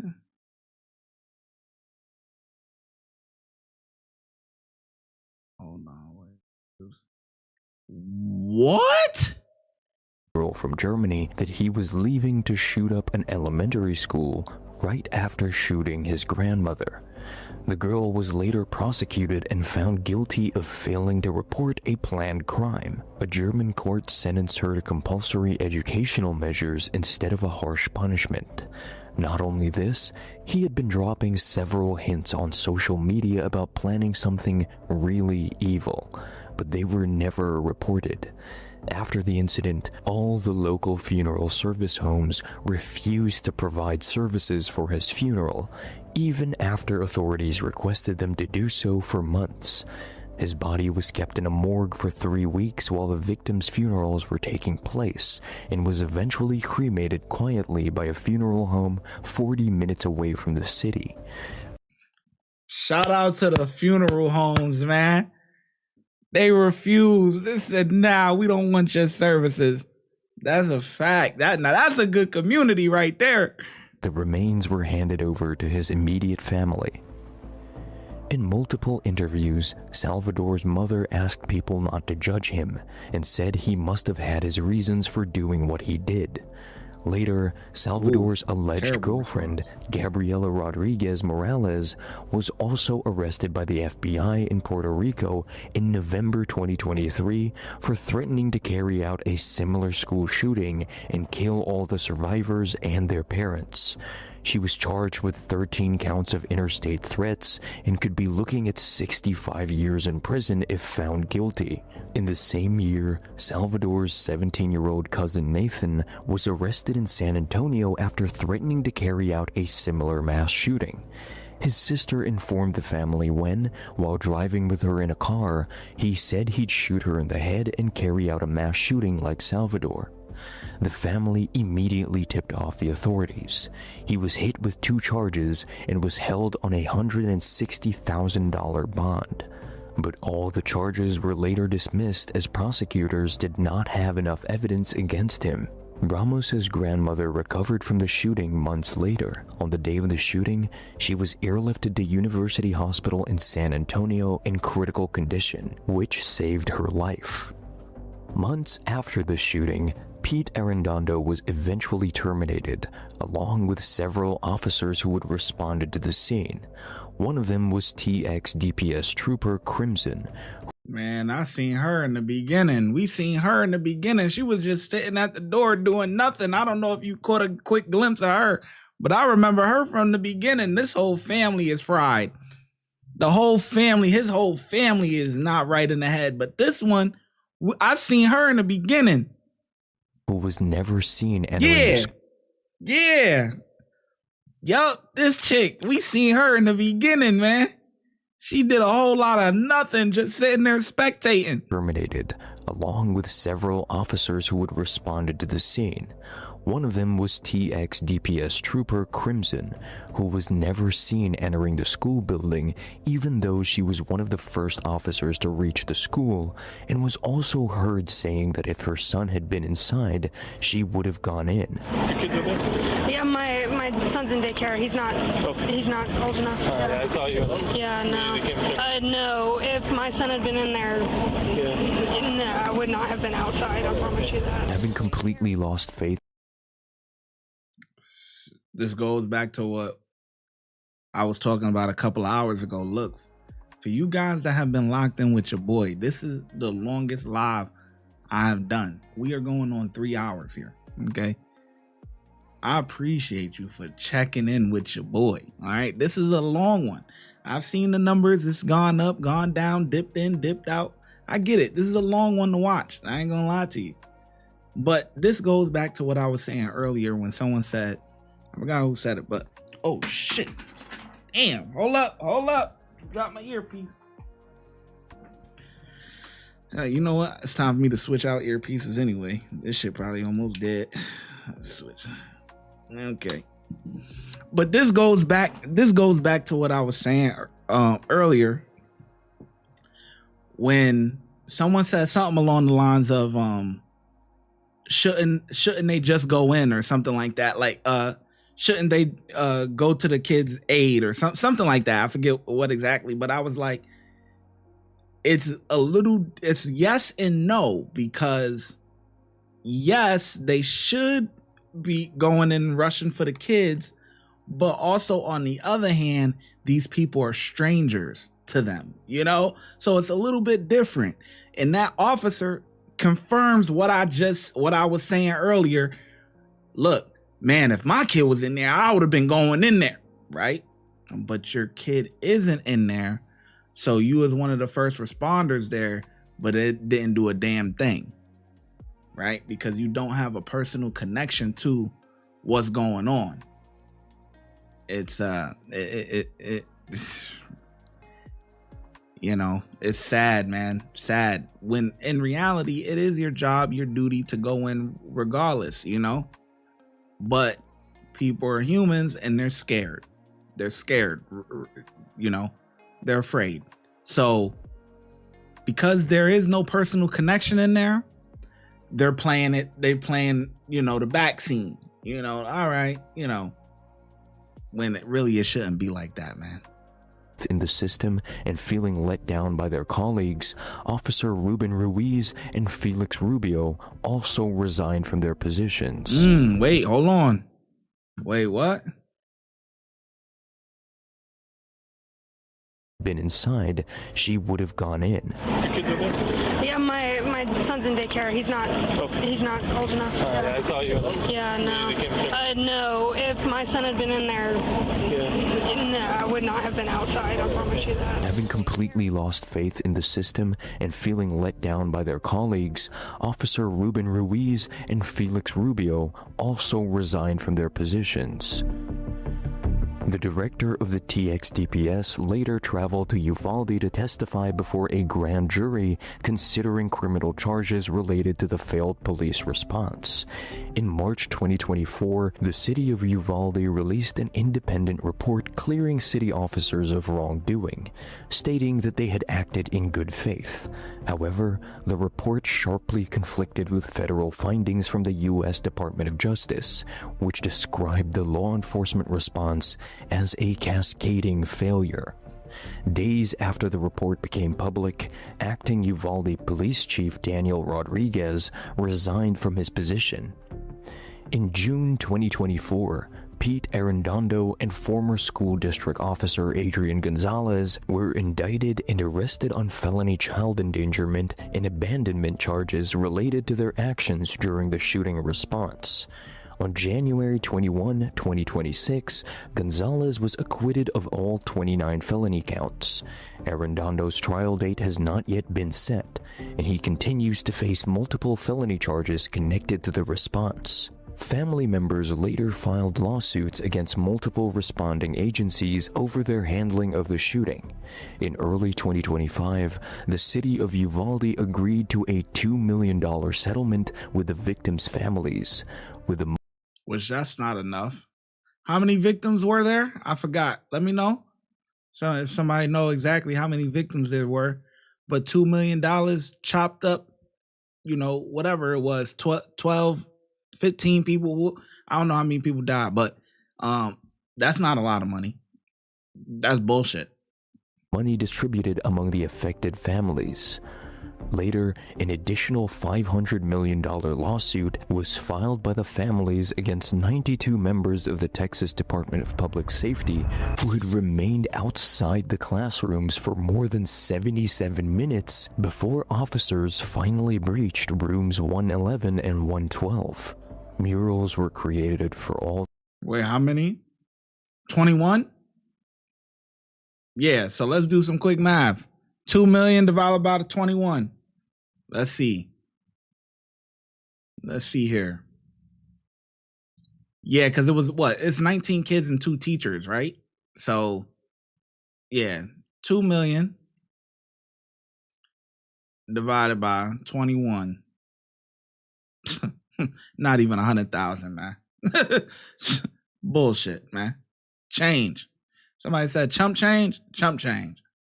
95,000 and some change, man. For your kid's life. The students and teachers who lost their lives in the shooting throughout the city, serving as a permanent altar for the victims. The city of Uvalde established May 24th as an official day of remembrance in honor of the lost souls. The community marks the date each year with church bell ringing, prayer vigils, candlelight ceremonies at the city amphitheater, and a symbolic morning butterfly release. Across Texas, the governor traditionally orders all state flags to fly at half-staff and calls for a statewide moment of silence at precisely 11:30 a.m., the exact minute the gunman first breached the school building. Robb Elementary School was shut down forever, and students never returned to the campus. The school district moved surviving students and staff to other campuses in the area for subsequent school years. A newly constructed replacement facility named Legacy Elementary School officially opened in October 2025 to serve the town's 3rd, 4th, and 5th grade students with improved safety architecture such as bullet-resistant glass, strict keycard access checkpoints, and a trauma-informed layout designed to avoid the same mistakes that happened during the Robb Elementary shooting from ever being repeated. All right. But now the problem, that's great for that school, right? But the problem is that the chances of something like that happening again at that school, probably not likely, right? So now the other schools that across the country, not in that town or whatever, the other schools have to adopt what they're doing and rebuild their school. Like, it just has to happen. Things you know, whether you're doing it piece by piece in the summertime, you know, let's do this part of the building, then we're going to do this part. But that takes a lot of money and a lot of funding and stuff like that. Man, because there's a lot of schools, most schools are not equipped to deal with something like that, and they think it's not going to happen to their school. Man, this was a sad one, man. This was a sad one. Yeah, so we're coming up on, it's been 3 hours. Wow. Unbelievable. And then those were only the deaths. What about the kids that were probably wounded? You know what I mean? Wounded, you know, not necessarily everybody. Man, that's not no money. That ain't no money. You know, yeah, they closed the school down, redid it, or whatever. Chances of it happening at that school again, not likely. But are the other schools in the country going to wake up and start putting some things in order? Because it's going to be a school that is not equipped to handle it. These school shootings are very popular. It comes from a lot of these guys that have been picked on. They've been lame all their life and all of that, and they might be into hunting and guns and whatever, or they might just be mad at the world and they just want to go and do whatever. You know, it's a lot of these guys, you know. I'm not blaming my hunting and fishing guys, you know, I'm not blaming them, but I'm saying it's, you know, people that, you know, have good, easy access to guns and stuff like that. Maybe their parents do it, whatever, you know, but that's the common theme that I've seen with these shootings. You know, it's typically a guy who's quote unquote a lame, you know, he can't get no girls, lonely, been picked on, you know. And school is rough. School is rough. It's rough to get through. You know, kids is tough. You know what I mean? That's a part of it. You get picked on. You get, you know, you wearing the same clothes. Kids is mean. You know, that's a part of it. You know, it's not right, but it is what it is, you know. And sometimes, you know, these kids get pushed so far that they do things like this. But man, he should be over that. He's way older. Like now, he was like, what, 18 or something? Like, you ain't no little kid no more. Like, you went to the elementary school that you was getting bullied at as a kid. You 18 now, man. Come on, however old you is. I mean, that shit don't make no sense, man. But yeah. Honestly, do I think the school safety director dude, should he have gotten in trouble? It's a stretch, because I feel like once the police get there and take over, it's like, okay, you're the one in charge. I think a lot of the blame should be put upon the chief, man. He's the head honcho. You don't have your radio on you, whatever. But not only that, okay, we can understand that. Maybe in the beginning, you rushing in there, whatever. Okay, cool. We get that. But you don't send somebody out to go get it. You've been sitting in the hallway for over an hour. You've been sitting in the hallway for over an hour, and communication is all wrong. You have to call dispatch to relate things to other officers and stuff. Like, terrible, terrible, terrible, terrible. You took all day. Oh, well, we don't hear them making any sound, so we're not going to go in. Like, what the? No shit. You don't make sounds. That's how you survive. Because if you do make sounds, the guy is going to be, oh, wait, hold on. Did I miss somebody? Hold on. Oh, yeah, bow. Let's get them together. That's how it goes. They're not supposed to make sounds. This was horrible. Horrible. Man, I appreciate you guys for rocking out with your boy. This was a long one. You know, yeah, I you know, we got another stream on Friday, and yeah, it ain't gonna be about no kids. You know what I'm saying? This is sad. I don't even know, you know, in the beginning I was like, you know, yeah, turning the monetization off for the live stream.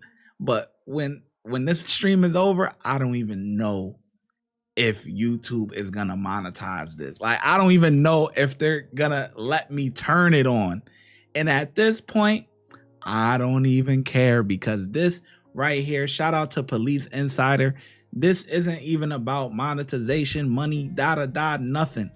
This is one of them legacy videos, man. This was just for the culture. This video was put together beautifully. This is just one of them ones. And this was great, man. This was a great video. Police Insider, the way y'all did that, great job, man. Y'all deserve every dime y'all get, man, because this was put together very nicely. And a piss poor job from them officers, man. Listen, you guys be safe out there, man. I'm gonna catch you guys on Friday for Friday's live. We back to our regular scheduled time. And yeah, I catch you guys on the flip side, man. This was a sad one, man. Have a drink on me, man. All right, peace out, y'all.